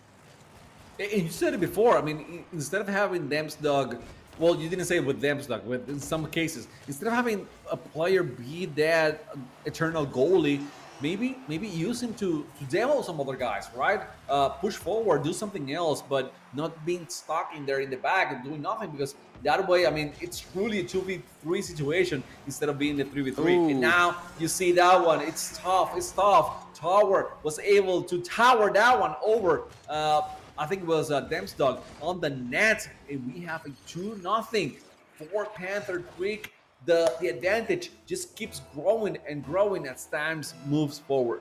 And we've seen Dog AE also kind of interfering a couple times with Sunstrider's efforts to get this ball away defensively, but again, Sunstrider's been trying to do everything on their lonesome, so these players are just kind of doing what they want, and there's been a bit of a disconnect between the players in Kurds Academy A, between each other, so that's why they haven't been able to score just yet when they've had some solid looks, and Arsenio just has to wait for the ball to be in front of them, because Baby Bazooka and Tower doing everything necessary, because you have two players instead of just one going for these challenges, and that's a great save from GG Arsenio. So it's just a bit of a difference between having like the best player, which I'd say Sunstrider in this lobby, on one team, but like a cohesive unit for the most part from Panther Creek with just over a minute remaining to hold on to this 2-goal lead. Yeah, at least skill-wise, Sunstrider is definitely the best player, the most skilled, mechanically skilled here. But as you say, oh, that was great. He still have a chance. And this is the difference. He had a lot of space on this one. Panther Creek was not able to reach the wall before he did the setup. In some other situations, they are attacking before the setup it's done, but this time around, he was able to go off the wall and then do the air dribble and just shoot it over to the defender. So yes, there's still a chance here, but let's see if I think the only way is that Sunstrider actually goes for the setup himself, and now he has another one. He's got another one. He might be able to do it, and he did it. What? Okay, it's like going against bots where you go for the air dribble and that's it. I mean, that's all you have to do. It seems like might be working for him right now. Yeah, Sunstrider showing how good they are in the air when they have possession of the ball and they don't have to worry about anyone. But that got them 2 goals. That got them to a tie, but we saw it happen before in the last game where it was tied. It went to OT and it wasn't enough for them to get the victory. Debstock, though, out of the net, hold the goalie, going for the finish, seeing what they could do. Same for Dog AE. 30 seconds remaining. I mean, I like the changeup here. Sunstrider just on the defensive end now. And that's what we were waiting for most of the game to get to this point. Now that they have the 2 goals, I think they're trying to vie for that OT situation to close things out then. Maybe get a good kickoff, but maybe get a good flip reset here. Just a follow-up from Debstock. No, not enough. It was an open opportunity. So close. Valiant effort, but less than 10 seconds now. They still have a chance. Maybe the... Oh, he got it! What? I think he was going for the bounce on the ground and then he hit it again. Once he realized it was a bit impossible, he went for the almost a pinch. And just incredible control of the car for Sunstrider Simp, and he is able to have the lead now. Just a matter of running down the clock. The ball hits the ground, and Kearns actually wins. GG to Kearns Academy. It was close, but we did see Sunstrider pop off towards the end. We saw them work as a team at the end as well, and that's why they were able to get the victory there and move on, at least having a 1 in their score line as far in the wins category. So should be guaranteed into the bracket play from that. Panther Creek did all that they could, all that was necessary really to showcase their skill in that game. It's just Sunstrider too overpowering with the skill, with the hat trick for the victory for their team. But I think that's a learning experience for both squads, Tramako. Yeah, I think more so for Sunstrider because he realized, okay, maybe I can use my teammates to my advantage, send them forward, then he defends, and now that he's on defense, he can set up things easier. He has more space. That was great. And Panther Creek, they're gonna figure it out. They have talent. They have talent and they have synergy. I like it, but they still have ways to go. That's fine. Also, we have ways to go. We have more Rocket League coming through. We're gonna have a little break, and we shall be back in a few minutes. So if you're gonna go anywhere, go to VESL GH and enjoy the rest of the action over there, or stay here with us. We're gonna be back in a minute.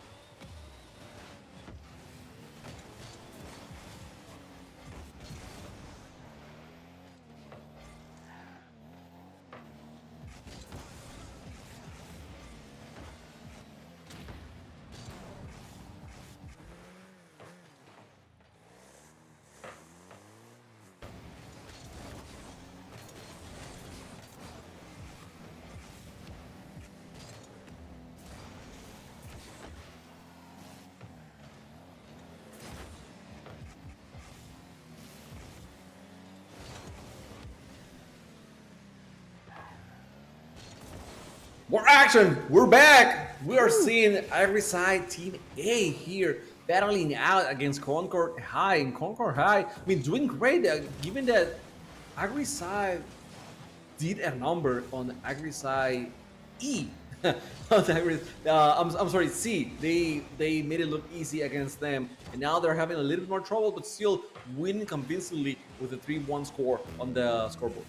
Great look so far from this Agrisai A team, and they're looking to just be the most dominant roster in their group so far. Now facing off against Concord High. This just being game 1, too. They still have plenty to show for, and almost a goal to show for us as well, but wasn't enough just yet. Also nice to see one of the F1 vehicles that have a now unique hitbox, I've heard as well. Interesting. How flat it is.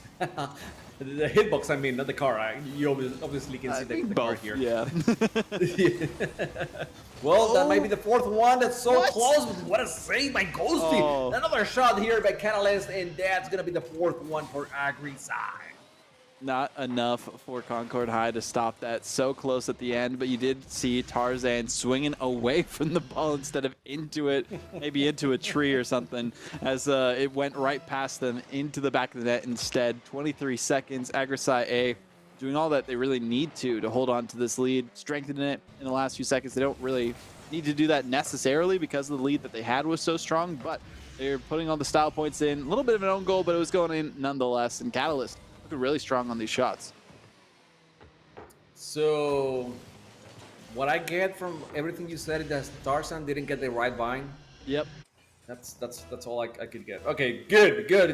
We're gonna have Agrisai, Z, and Esports Legends after this one. So we're gonna keep jumping in between matches as we have been doing throughout the whole night. So we're gonna have a lot of actions here. If by any chance one of the teams that you want to see is not on our stream or on the GH stream on VESL GH on Twitch, then you can go to YouTube and there's a quad zone over there where you can see 4 more games going on. They're not gonna be casted, but that's fine. I mean, if that's a team that you want to see, then you have the action over there on YouTube. Go for VESL GG and watch it over there. Here we have the action. Esports Legends getting the 2 early goals against Agrisai, Easy, Make it 3. And well, make it 3. Yeah, definitely make it 3. Stinky Bus, what a name.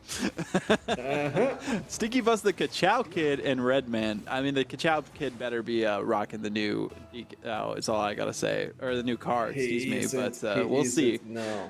They're not, oh, that's unfortunate. Nonetheless, though, still, Esports Legends looking good. We're on Urban Central. I haven't seen this map in forever, but one of the old mainstays in the RLCS rotation, and Stinky Bus again putting in another one into the back of the net. No stinkers here, but all just great shots.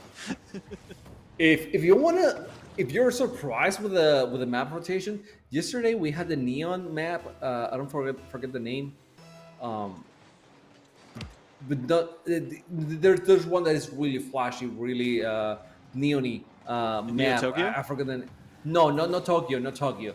But there was another one. I think I know what you're talking about. I forget the name though. Yeah. The map rotation here, we go with everything. We just It's like on to the have board fun. basically. I like it. I enjoy it. Ooh. It's whatever. It's like Esports Legends. Just going for whatever. It's gonna work out. In the end, something's gonna be out of it. What a flip reset, from Yeah, from beautiful. from the ground. That was great. Stinky Boss. I hope he's not talking about real life experience. I think it's just that their plays are very dirty. That's why they're Stinky Bus. Because they're so good that they're filthy. He's not going for the school bus.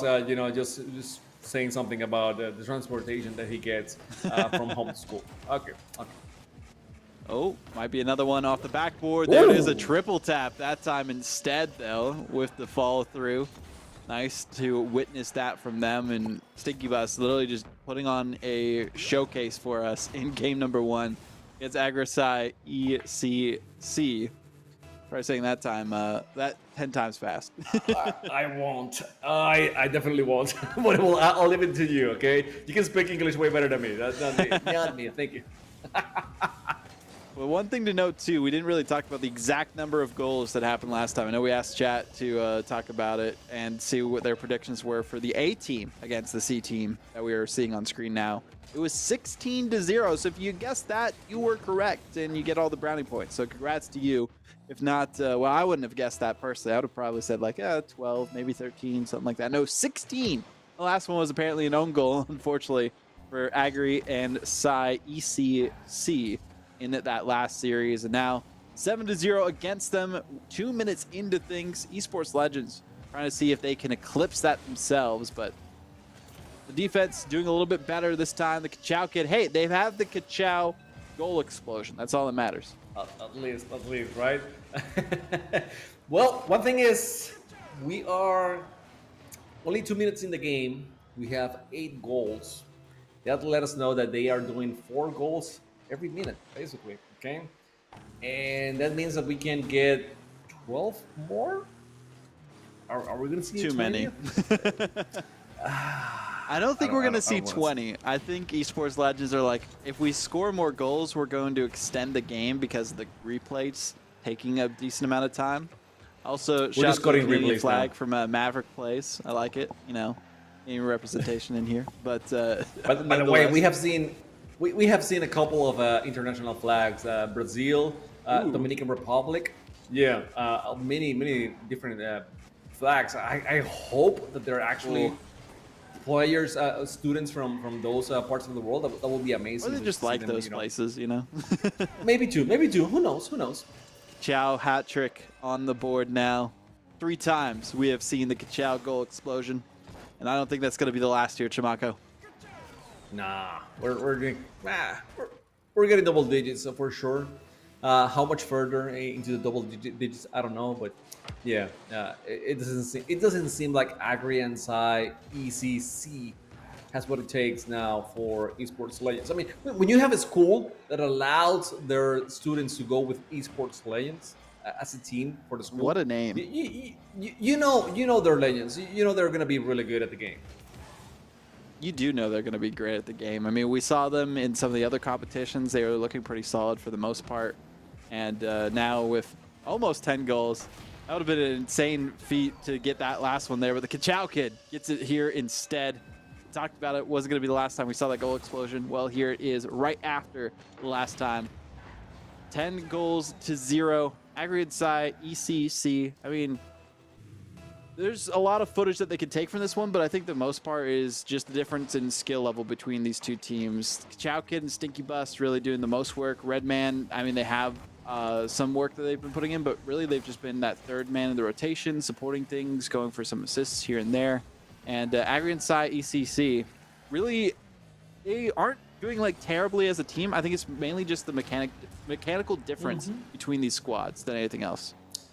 It is mechanical difference. Well, one thing to take from Redman is that this is the way that you play as a third when you are maybe not as good as your teammates. You know, go for the bumps, try to bother your opponents, make it awkward for them somehow. You know, you don't have to play on the ball the whole time. Look at that demo right there. You see, those are the things that you can actually do.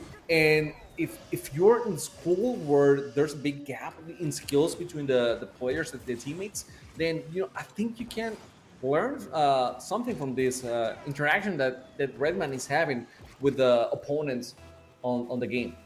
Yeah, I'm liking the looks from this entire Esports Legends squad, and this is the Esports Legends A team out of Group E. So I'm curious how they will fare against either of the other teams that we saw, Concord or Agri and Psy ECA, because those both squads look pretty good. Isn't the Esports Legend Z team? That's a good question. No. Okay. Anyone? Yeah. Because they have a Z at the sorry. end. I get it. Yeah. I'm sorry, guys. I'm sorry. Way too many hours here watching 11 goals. It's been an eternity from this matchup. They're not going to eclipse 16 though, so the other team's got that going for them. Look, I'm glad. They're. Yes, they make sure that they had a win by a lot. But other than that, they're just having a good time here and just trying to clip and make it as fun as they can. Yeah. Well, one thing for sure is volleyball. Is the Chow kid having a goal explosion named after himself? Is that the reason why we got that goal explosion now? That's a good question. Like he manifested that throughout however Mm-hmm. long that they were playing the game. That's like the Chow kids. Like I want there to be a Lightning McQueen, some sort of collaboration in Rocket League. Yeah. And then they were praying, they were messaging Epic every single day, sending letters. And then they're like, please, can I get a goal explosion that says Kachow? And then they got it. And they're like, hey, now I am truly the Kachow kid. Or did they become the Kachow kid after the announcement? They weren't the Kachow kid. Then they became who they were meant to be. I'm gonna start. I'm gonna get into The an Kachow early kid esport. lore. Yeah, yeah, yeah. Just thinking about getting into an esport from the beginning and have a catchphrase and just make sure that it gets into the game somehow. That's my next Kind of like This Is Rocket League with, bucket list. what we saw of Yeah. Shogun and all that. Yeah. That's my next goal in life. So we get Agri's inside EZA against Concord High. This one was a little bit closer than Agri inside C that we were watching before against Esports Legends. So let's see if Concord High has something to do now. We saw Tarzan now Ooh. going. That Okay. one, he didn't miss the vine at all. He went straight to it, catch the right vine, catch the ball, and dunk over past Alien. Sorry about that, Allen. It's Alien. My bad. But yes, Tarzan, going strong right now in this play. Great look there from Tarzan. Had the perfect read on the ball, foresight to put it through, and a good center as well that we just saw from It's Ghosty, but couldn't really get much of a follow-up afterwards, so had to give that up to the other side. And a great offensive push from Agri and Psy A is eventually something had to go through. Alien, good pressure, and the fall through as well by Kuda, winning the 50-50 because they were coming up from the top instead of more the mid part of that ball. If they were a little bit lower on the trajectory, of that challenge, it would have gone right over top of them. Well, Concord High, they had their lead for a little bit now, but that was not long lived. Agri and Side now on the action, on the offense, moving forward. He's gonna get it. It's gonna be Catalyst. Catalyst with not a powerful shot. Tarzan put it on target, but Spaz Alien was there to receive it. Kuda is spinning. He's waiting too long. He was on the ground with not a lot in the tank, so he didn't challenge that ball. Hero couldn't do that much with the ball, to be honest with you. Two defenders right in front of him, so he had to release that one. Catalyst letting it go for Spaz Alien. Spaz Alien's trying to go as much power as he could on the shot. Now going for the pass. Another hit will be a great center, but no one there to catch it. Tarzan with the ball now. Not a lot of in the tank, still moving forward somehow with that ball and making it awkward against Agri and Side Team A. So close, yet so far for Concord High as well on this counterattack to potentially get their second goal that they were vying for. Kuda with a center, a little bit off the mark. Double commit though from Concord High. Dangerous position to be in. Just one player to defeat, and they sent two up. They got like a mid-air bump. Would have been wide open for Agri and Psy to get that goal and move forward with the lead themselves. Nonetheless, Concord keeping that pressure going. Tarzan, Hero, and It's Ghosty working together in tandem to do anything to get this defense separated from each other. But Agri and Psy, the way that they've been coordinating their defense and offense, it's exactly what you would want to see from a team who has a one-goal advantage, as they do right now. There you go, Kuda, just doing the whole thing by himself. We have seen that at this level, maybe just going for those air dribbles from the wall, it's very successful. It's very good. It's we have seen what was Sunstrider doing it a couple of times to win the game to get the comeback, and now we see it from Kuda spinning as well, working very well against Concord High. So maybe that's something, guys. If you want to do well, get very far away in this tournament, maybe start working on your air dribbles from the wall. Might be useful. Who knows? This might be useful from Alien as they were looking for a finish on that play, had the carry through the air, and a weird pinch in between the players on either side to go into the back end of Concord High. Still down by this 1 goal, almost a second. Kuda trying to spin up another game win for their team. They got the 2-goal advantage. It would become insurmountable at that point based on the evidence of the last game, but almost a Rule 1 in between the own players on the side of Agri and Side A. And for those who don't know what a Rule 1 is, if 2 cars meet with their noses like that, typically it's obligated for them to stay as long as they can until someone breaks them out of it or a goal happens. But it's not the first rule of Rocket League, which is keep the ball up at 0 seconds. Just giving you some Rocket League education there for those who might not be familiar with the game. And if you don't want to call it Rule 1, that's fine as well. You just call it a rule or something, you know. But it is a rule. It is a rule and shall be respected. Good shot by Spaz Alien, who got another one here, giving Agri and Sai EZA the lead by 2 goals. Looking, I mean, they were in this situation before. Concord High making things competitive until maybe the last 2 minutes, and after that they start falling apart and they're not able to keep on track with Agri and Sai. We started on game number 1, and it is exactly what's happening now on game number 2 as well. So I don't know if they're gonna be able to come back. They only have 1 minute here to work. As you mentioned, just a little bit over a minute remaining for Concord High to try and push back from the brink of extinction in this series against Agri Sai A. Kuda, 2 goals, looking for the hat trick off the backboard with the center, but a good defensive effort otherwise. Would have been a perfect setup for Catalyst, as they were the one who scored the majority of the goals in that last one. Game number 1 between these 2 teams. Speaking of them, 74 score and a dream. Kuda had the dream of getting a hat trick, but couldn't get it just yet. A little bit over 30 seconds now, Chamaco, for them to hold on to this lead, and it looks even more likely that they will.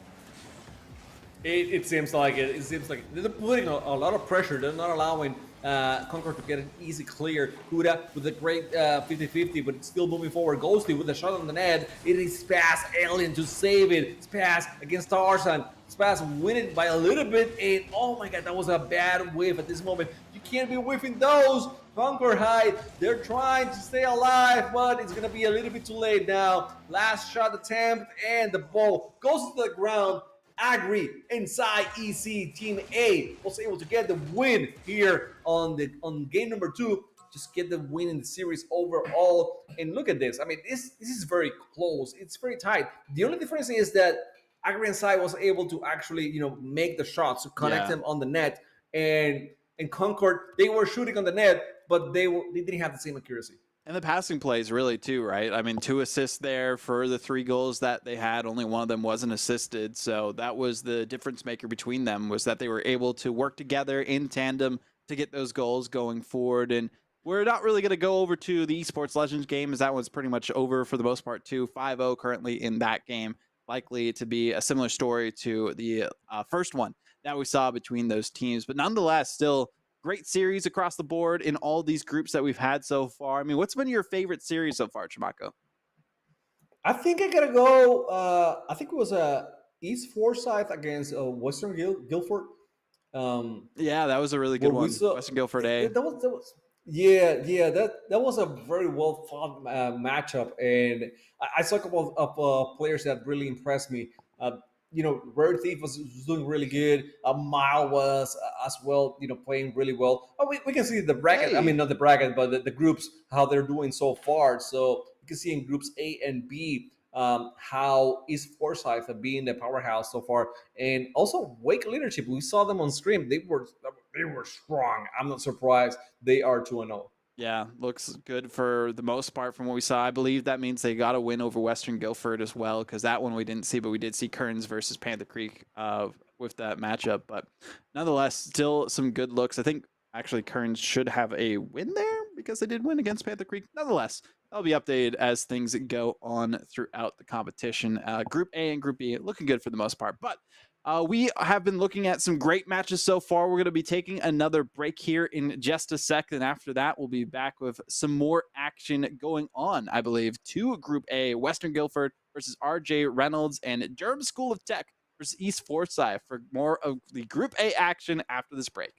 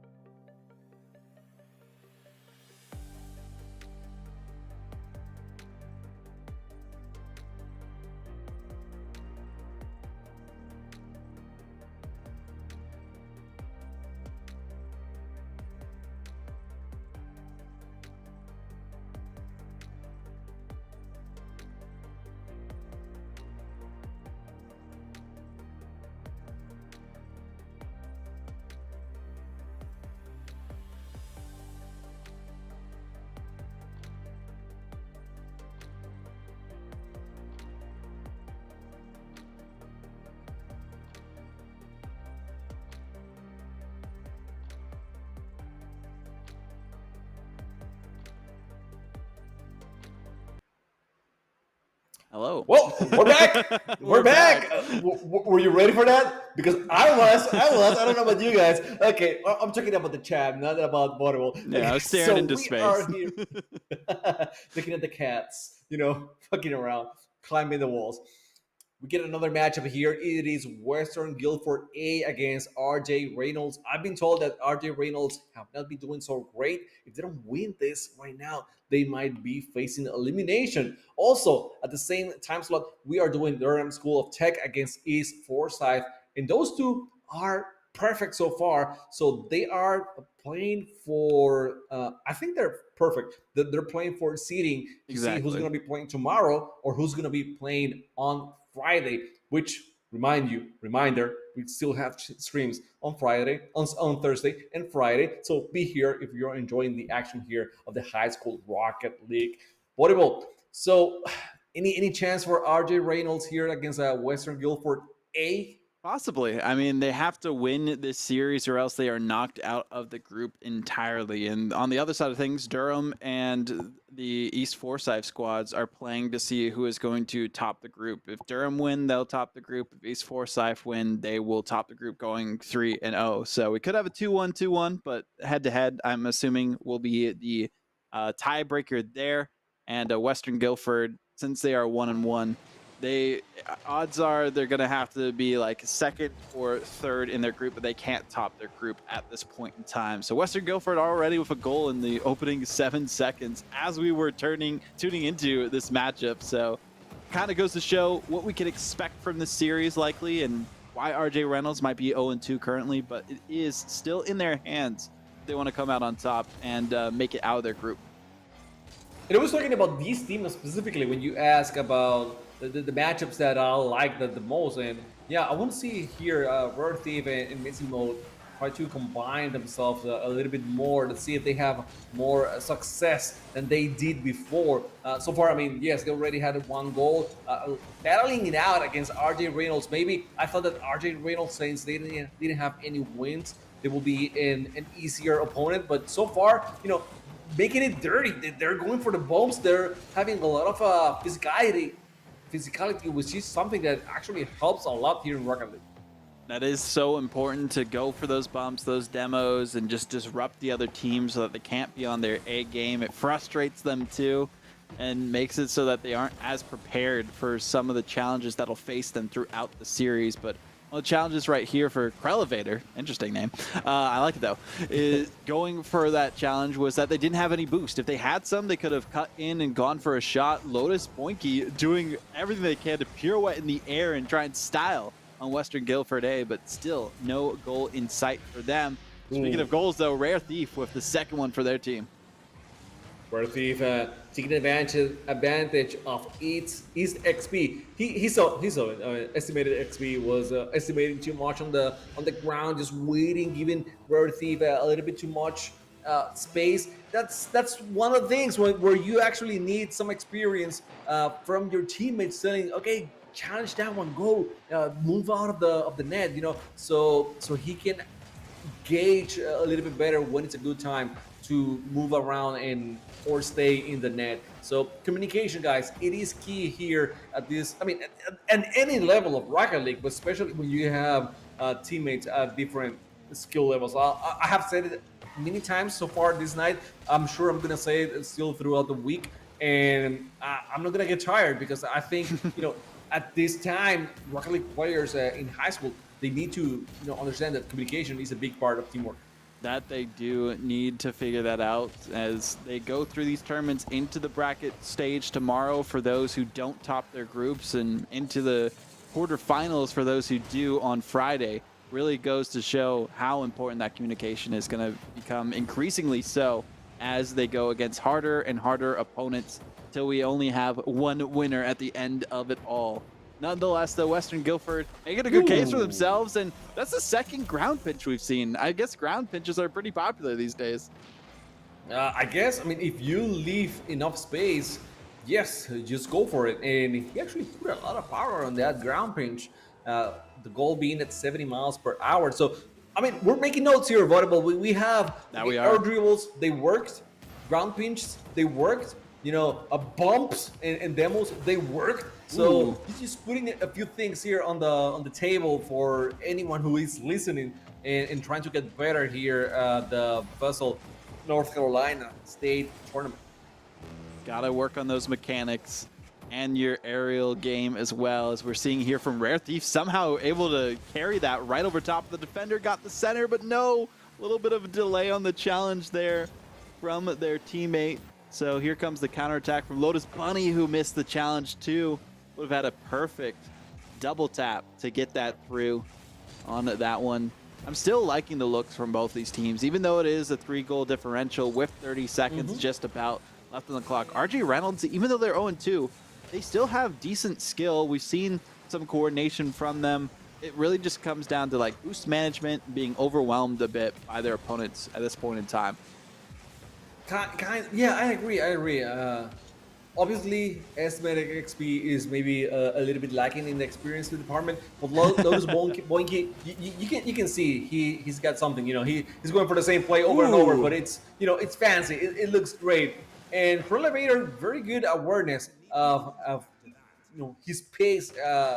Opponents and teammates are around him. So yeah, not too bad for RJ Reynolds. Again, I misjudged him being a team that doesn't have a win so far. I True. thought they were gonna be an easier opponent, but no, I mean they're giving it all. They're fighting over it. It's not too bad. I want to check with production. Are we moving for the other? We're going to stay here for Okay, now no, because the no, other no. game playing at the exact same time, but I believe East Forsyth won that one. They were 3-0 up at one point, so looking pretty confident. 5-0 in that first game against the Durham School of Tech. So Western Guilford A looking like they're likely going to hold on to their spot in the bracket stage tomorrow. East Forsyth Mhm. also looking like they're going to top their group. So good looks from both of those teams who we saw face off against each other and looked really strong. Really two good contenders to make it deep into the bracket from this group A. But Western Guilford, they need one more where that came from against RJ Reynolds. RJ Reynolds, it's still not over yet, but they need to keep those shots up. 2-9 is very difficult to overcome. Yeah, no surprises so far, but like you're saying, maybe RJ Reynolds can surprise us a little bit here. If we see something from Lotus Boinky, maybe Lotus try to mix it up. Don't go for the same play over and over for the ground to air dribble. Maybe try to surprise your opponents a little bit. Um, they can get something done, and finally they get XP out of the net, which is something that we mentioned before. You don't need to have a player on the net the whole time, and maybe they're more useful that way. Regardless, Massey Mode is able to get a goal out of that mess. I'm telling you, Rare Thief, he just makes things Teed it clear. up. That is the first time I've ever seen that. And I've been casting Rocket League for 6 years. That was beautiful. I mean, if you're going to maybe badmouth your opponents and have style points to show for afterwards, just teeing it up right on the goal line for a goal from your teammate, it doesn't get better than that. That's true teamwork. Definitely. So we got that goal for Western Guilford A, sending a lot of people for that ball from RJ Reynolds. I said that I want to see XP, play out of the net, but at the same time, don't go for those solo commits, okay? Communication, guys. Communication is a little bit here. I see the bumps. I see the moving around. A Rare Thief catching that ball. He might be able to make it pass, but he was a Elevator with a save. Messy Mode now leaving that one for his teammate, for Nimbo. It didn't work out, but Rare Thief with another shot. Oh, Oh my no! God, what's happening here? Post to post and coast to coast around the net of RJ Reynolds, but still not going to be in the back of it where they need it to for a potential victory in game 2. Oh, and the team bump as well. Mayhem in the midfield again for Western. I don't know what they're doing that isn't clicking, but we talked about that communication. It's been off, which should have turned things unaware for both of these players, but eventually someone's got to take it through. The rotation wasn't there from RJ Reynolds, and now we finally got that 2-0 that we were waiting for like a minute. Yeah, finally they find the net wide open. In this case, they decided, okay, let's make sure that we actually put this one in. Okay, 2-0 for Western Guildford. I mean, this should be 4-0 by by now with so many shots, so many close shots from Western Guildford. Now another attack here. But this time it was RJ Reynolds, which we haven't seen them attacking a lot. Opportunity, Rare Thief and Nimbo, they collide a little bit. An opportunity for XP to get to the ball, but Rare Thief way too fast. Relevator shooting on the net, but he was way too far away, and it was intercepted on the midfield. I thought Lotus was going for the back pass. It didn't work out. Rare Thief for his traditional dribble. We know he can do those. He's going to make it awkward. He's going for the shot. What? Oh my God. He finally got a clip. Rare Thief showing off now. What an angle. Pulled out the protractor on this one from their school supplies and was ready to ace the test that was given to them on offense. Put it through right before the halfway point. Western Guildford A now just trying to put on a show for us as they are looking to book their ticket and secure themselves a spot in the bracket stage tomorrow. Rare Thief looking for their hat trick as well. Nice dunker for Rare Thief. Just noticing that Lotus Monkey, he didn't have the complete control of the ball. He was trying to get there, but he wasn't near enough. So he jumped in, got the dunk, and now we got a 4-0. I'm surprised. I'm surprised of the Western Guildford, the way that they have adapted to this. Ooh. Usually you need the follow-up. Where is it? no one there. I'm sorry, Moneyball. I'm sorry for everyone that it's a fan here. They couldn't get it. But you see how they have adapted. They decided, okay, so we don't have to be too concerned now. We can play our game. We can let loose a little bit. Usually, it's the losing team the one that has to make to adapt, to make changes in mid-series. But in this case, it was Western Guildford who already won the first one, and they are doing even better now on game number 2. That they are. Beautiful work from them, trying to secure their spot in the finals bracket. That'll be happening in the next 2 days. And I mean, 2 minutes remaining, 5-goal differential with the confidence we're seeing from the squad is exactly what you want to see from a team to secure their spot into a playoff bracket. So great work from Western Guildford A. RJ Reynolds, even though we've seen the performance from them so far, where they're 0-2, I mean, we might as well take a look at the other matchup now. It's 5-0. I don't think there's going to be much of a comeback with 1 minute and 30 seconds remaining. RJ Reynolds, they did all that they could, but this lead insurmountable. So I think we should move on to see how the other matchup for the top of the group is going between Esports Life and Durham Tech. As we're looking at it right now, Esports Life won 5-0 in the last game, now up 2-0 in the first minute here, Chamaco. Looking very strong here, Esports Life. And I mean, we saw them before. We know these names, they are great. Ooh. And Durham Tech just not having the experience. I'm gonna just leave it like that. The demo though too. That was a dirty, that was a dirty play by Little Bill. Demos are useful, guys. We saw them a lot on defense yesterday. I'm telling you, every single time that a player was camping a pass or something like that, there were demos that avoided the shot in so many situations. And today is the opposite. We're seeing the demos work on the offense, which is usually when you see them being used. But yeah, yesterday and today, just a demo class all over. That's what you want to see too. If there's a player in front of you that you have to deal with, take them out of the equation completely. Make it so that you have a power play.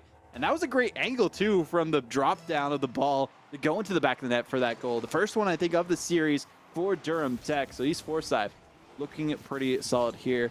Western Guildford also, with that win in the last game, won their second place in their group. So whoever wins this gets first place, and whoever loses this, well, unfortunately, will be third place based on the wins we have seen. If East wins this, they get first place in their group. Actually, excuse me on that one. But nonetheless, I don't think Durham Tech has any chance to Durham Tech could get first place if they win this, though, which is huge for them, too. So great wins across the board from these teams, from what we have seen. But we do need 2 more goals from Durham Tech and then some for them to win a game and then another game, because they're down by a game already in this best of 3 Chamaco.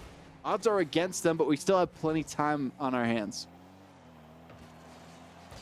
See, the defense is not there. Mile, we have seen this guy fly high a lot of times, and this one was an own pass. Well, Zeal Phantom, he was trying to get the ball away from, I think it was a little ball on the wall, but you have to be very careful, very careful.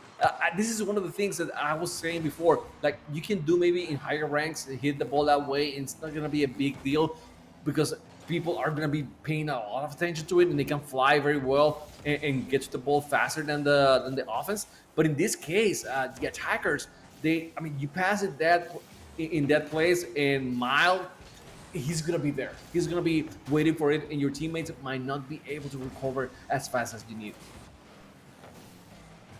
Great defensive efforts, though, by Durham Tech on these plays. They have a couple of chances here. Zeal Phantom doing all that they could to try and dribble that forward. Didn't really see much from Otaku on that one either, so need to see what their third player can do. Sam Goku not in position, though, and it will go right past them to make it 5-1. In heroic ASP? Heroicas? I'm confused. Heroic because probably is the easiest. Yeah, but I'm thinking, is he Hispanic and he's doing Heroicas in some way? Be. You know, that's what I'm thinking. Regardless, go with the goal, and now with only 2 minutes left here, Durham Tech will need a lot more of those wall shots. That's the one that they had. That's the one that they were able to get. But East Forsyth not letting them have anything right now. There's every single time that Durham Tech has what a fake, and now there's gonna be an open goal completely. Wow. Well used of the fakes, just getting the dribble, and then the Otaku. I mean, dude, stop watching anime. You gotta watch the ball here in front of you and go for that one. I'm kidding, dude. That's fine. It was a great fake. Great fakes. It's also funny that we have Goku, a fandom, which might be like Danny fandom maybe reference, and then Dutch Otaku on one team for Durham Tech. They really like their anime and cartoons, but maybe they need to pay attention a little bit more in class for this one, because they need to get something going if they want to take down the big dogs in their group, who seem to be unstoppable at this point, looking for a hat trick, or not hat trick, excuse me, but a trip to Brazil again. That'd be our third that we had seen so far. And, well, there we go. We're already there.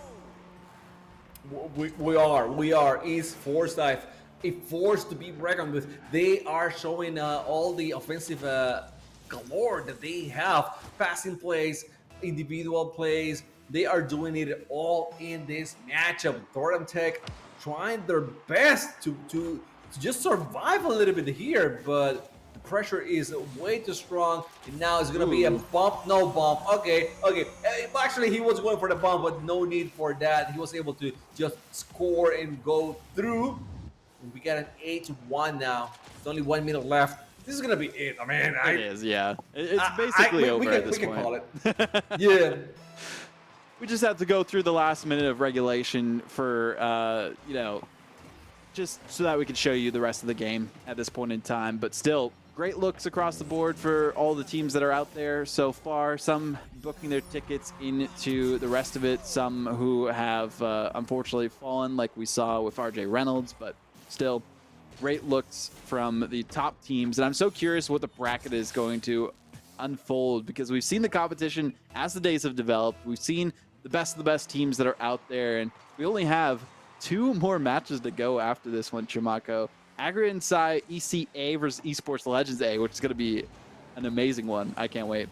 And then Roxborough B versus Noble Academy. And I don't think we've seen Roxborough B or Noble Academy just yet, so excited to see how that one goes. Noble we did. Noble that's right. Matchup against NC Cyber. Yeah, that's right. Yes. We got the president over there. Roxborough, though. That's right. Yeah, so let's see if the president is still, doing everything that he needs. That was one of our few best places that actually went to a 3. We have a comeback here. Okay, Sam Goku. Gets it right past one.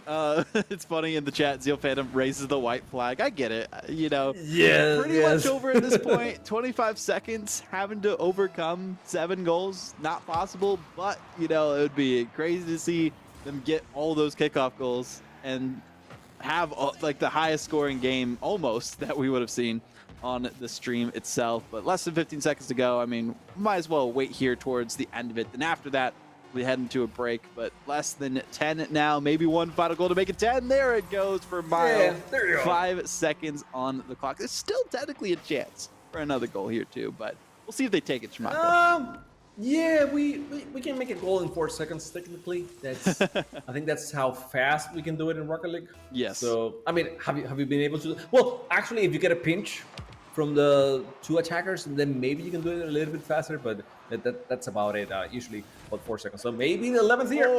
He was on track. He was on track. So we got it. We got our 14 shots to 2. Sad. That'll do it. But they made the 2 shots, so 100% accuracy. Hey, that's true. 100% accuracy. Yeah. That's what you like. And hey, they still make it into the bracket stage. They didn't lose all their matches. Talking about Durham Tech, so kudos to them there. But we do have one final break to take here, Chimako, before we get into those last 2 series of the night. So we're gonna be taking that break. It's a little bit of a lengthier one, but as we get the matches set up, you don't want to miss it. We'll talk about all the groups, the results, and who's moving on, who went home, and who we'll see either Thursday or Friday, depending on how they placed in their groups after this.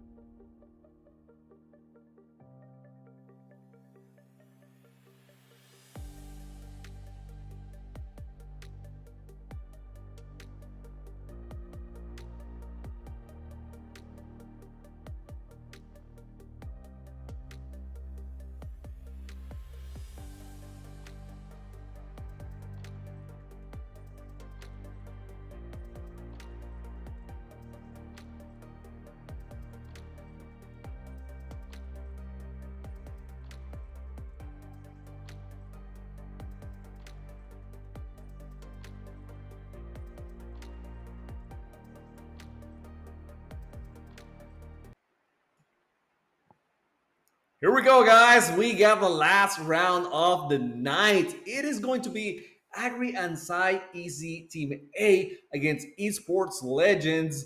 And also, we're going to be having Roxborough against Noble Academy. Roxborough being the only incognito here, not incognito, but question mark here because we haven't seen them play a lot. But looking at the group so far, they haven't been able to get any win tonight. And going against Noble Academy, looking strong before, and they have a 2-0. So this is not looking good for them. However, the Agrian side against Esports Legends, that's the one that's piquing my interest a lot, Motivable. I want to see this one, and we are right into it. Winner wins the group, basically. Both teams 2-0. Both teams guaranteed into the bracket as well based on that. So it's huge for them, whoever gets the victory here. This is going to be a nail-biter of a series. With Stinky Bus, we saw them pop off before against one of the other squads in this group. I think it was the C team for Agri and Sai, and now they're looking to do it again against the A team. Well, we saw here Stinky Boss being the boss, but the BOSS player. They're just doing everything right, going for those what is it? Flip resets and everything before, and now I think it was a Spaz Alien, the one that just connected that shot, the other big shot on the Agri and side of the field. So that arc is going right at it. Both players scoring very early in this match, and let's see who is able to go and have the last say in here on this series. That's going to be the big thing. Who is going to be the MVPs for either of these squads? Is it going to be Alien? Is it going to be Stinky Bus? I mean, we saw the way that both those players popped off for their team. Kuda, even for Agri and Sai ECA, looked really good. And, well, there goes Alien yet again, just abducting the competition, sending them into just the demon zone here.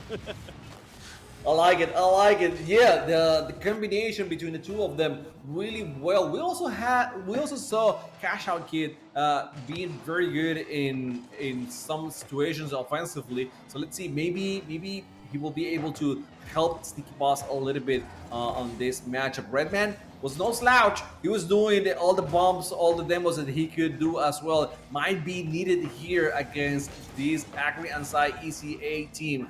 See how this unfolds right now. Blue team, Agri and Sai with the lead, Catalyst with the pass.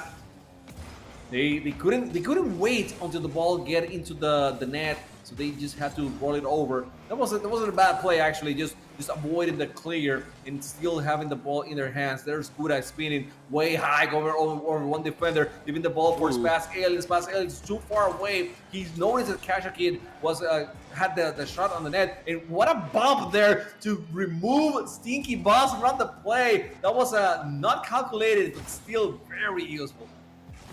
Seems like both these squads have like their two main strikers and then the third man for Agri and Sai seems to be Callus. That was really close. And then Redman for Esports Legends on their side specifically. So great looks across the board for both of these teams. Now it goes into the side there as well. 2 minutes already gone on the clock, but this is as close as it can get, Chimako. I think so. I mean, even though Agri and Sai has a 1-goal lead, they are still very evenly matched. Both teams here.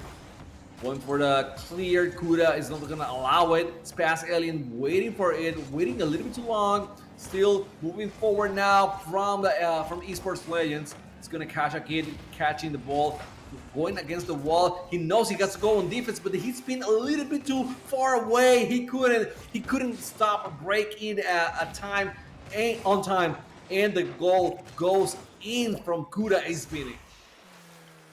Whew. 3 goals now on the side of Agri and Sai ECA.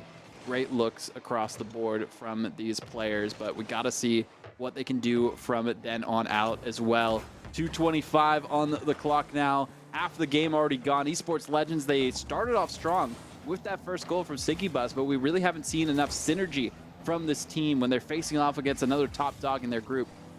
And the thing is, as good as Stinky Boss is, he needs a setup. He needs to have some space. And Agri and Sai realize it very quickly. They are not gonna let him have any space. They're not gonna let him play with a lot of boost in the tank and do all the craziness, all the flip races, all the air dribbles that he wants to do. Great shot by Good Speeding. I mean, from the angle, and he noticing that there was no one on the net and just decided to shoot. Excellent play, and now we got a 4-1.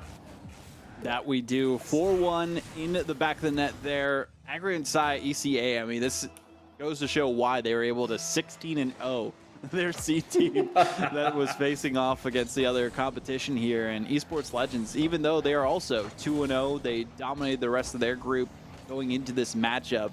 They still haven't really been able to put up much of a fight against this team, Agri and Sai ECA. This is like the strongest team, I would say, we have seen so far today, Chimako, with the synergy, but also mechanics and really everything you would want from a threes team.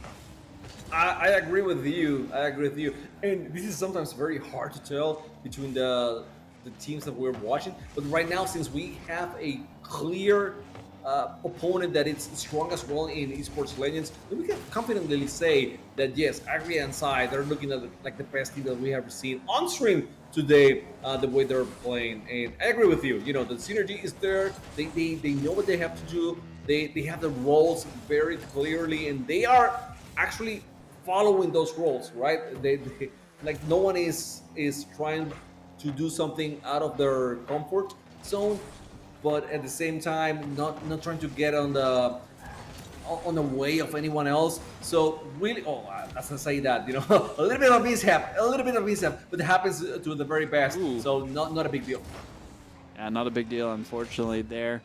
As Esports Legends, 30 seconds, 3 goals to overcome. Really haven't seen much of them on offense out of that first minute of competition in game number 1. And this only being a best of 3, odds are not in their favor to top their group and book a ticket to skip the line from Thursday into Friday into the quarterfinals of the playoff bracket. But nice defensive effort there in the last few seconds here, and 4-1, I mean, still pretty respectable. Even the top teams have had score lines like that against them. So just got to brush things off, see how you can recuperate in the next game, and move on from there. I'm glad you mentioned that, because yes, 4-1, it is not the Ooh, end only of one shot, anything. Well, that's the bad part, right? But Yeah. it's still not the end. Still not the end.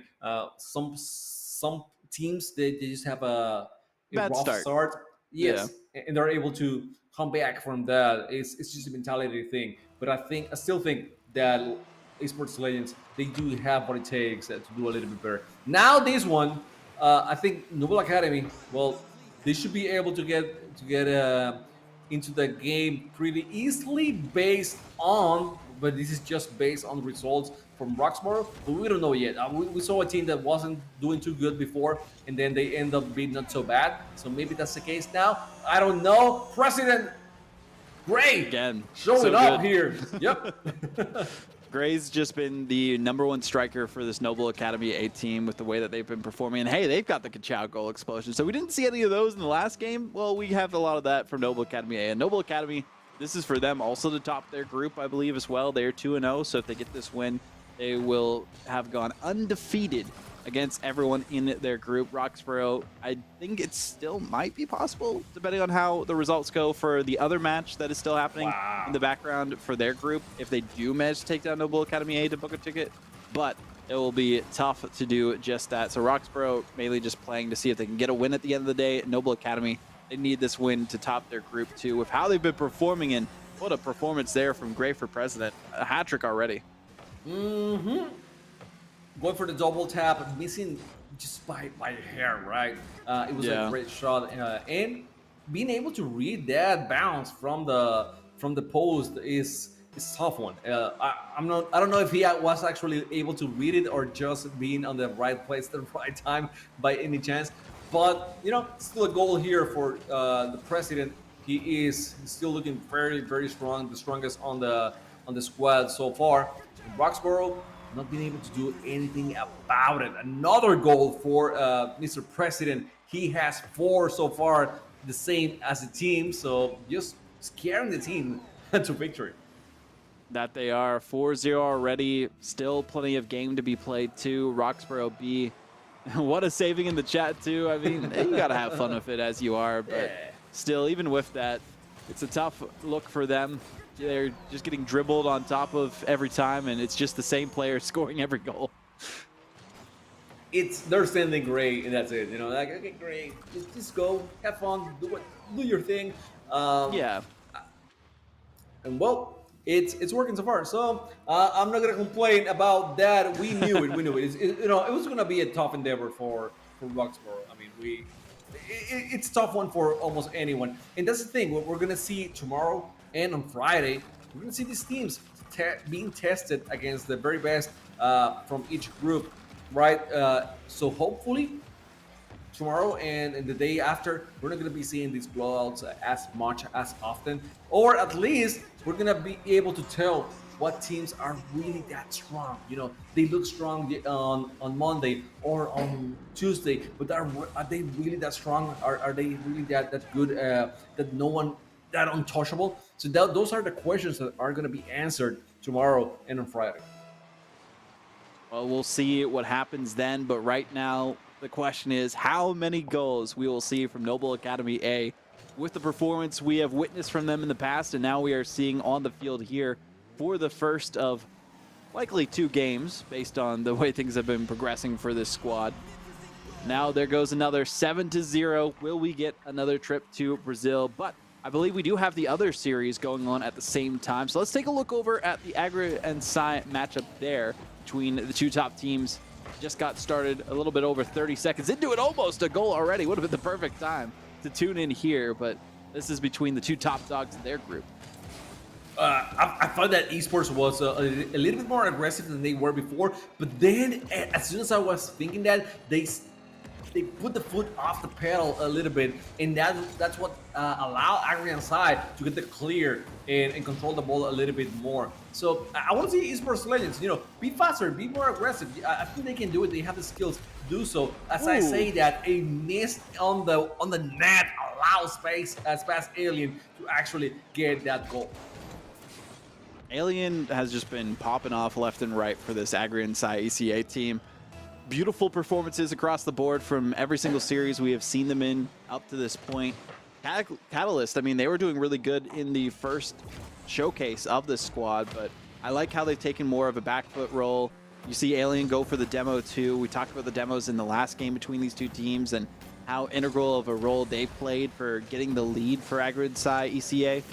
Now this is exactly what we want to see from them too, to try and secure this victory and the top of their group. And Catalyst showing that he's not just a goalie. I mean, he can play. He can put pressure on as well. With the aerial, moving forward, hitting the ball in a way that will get the ball away from the opponents. Very smart player as well. He just knows very well what he's capable of doing, and doing so in a way that it will be advantageous for his teammates. Kuda was trying to go for the block on the air, and now what a shot! That was close. That was a good attempt from Esports Legends.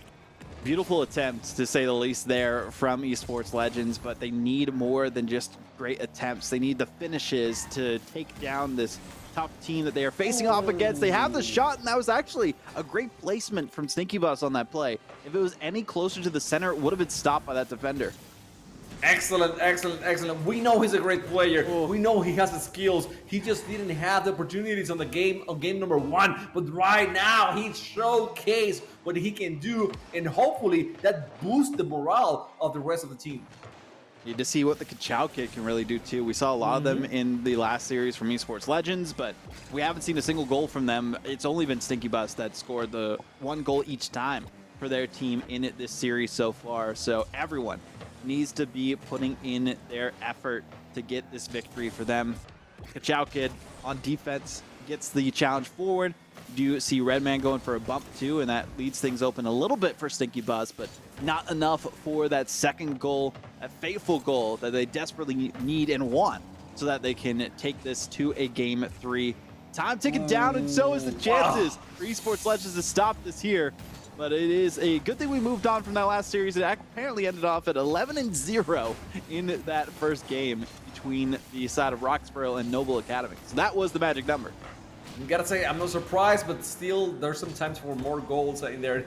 Still 46 seconds left on that one. But this one, I mean, this one is a banger. Right now, we're watching these two teams battling it out the way we knew that they could do it. The first game ended up in a 4-1, but we said it. That's not the end, okay? Esports Legends, they have the skills, they have the team to face against Agri and Sai, and they're showing up now. They're doing great until they don't. And it is Catalyst, the one who scores. I was praising this guy, and now he's showing up. Why? Great placement, just waiting for the opportunity, and then having the goal against their opponents. Beautiful touches here from Agri and Sai ECA. A little bit of time remaining for them to finish things off for their team to get the victory necessary. Book their ticket to Friday, skip the line for Say and Alien. Skipping all the defense. Nobody even had a touch on this one from their own side. Coast to coast in the Coliseum as it goes through off the post and in. Well, sometimes it works. Sometimes just banger like that, sniper shot takes everyone off guard, and I mean, a lot of times no one is waiting, expecting that.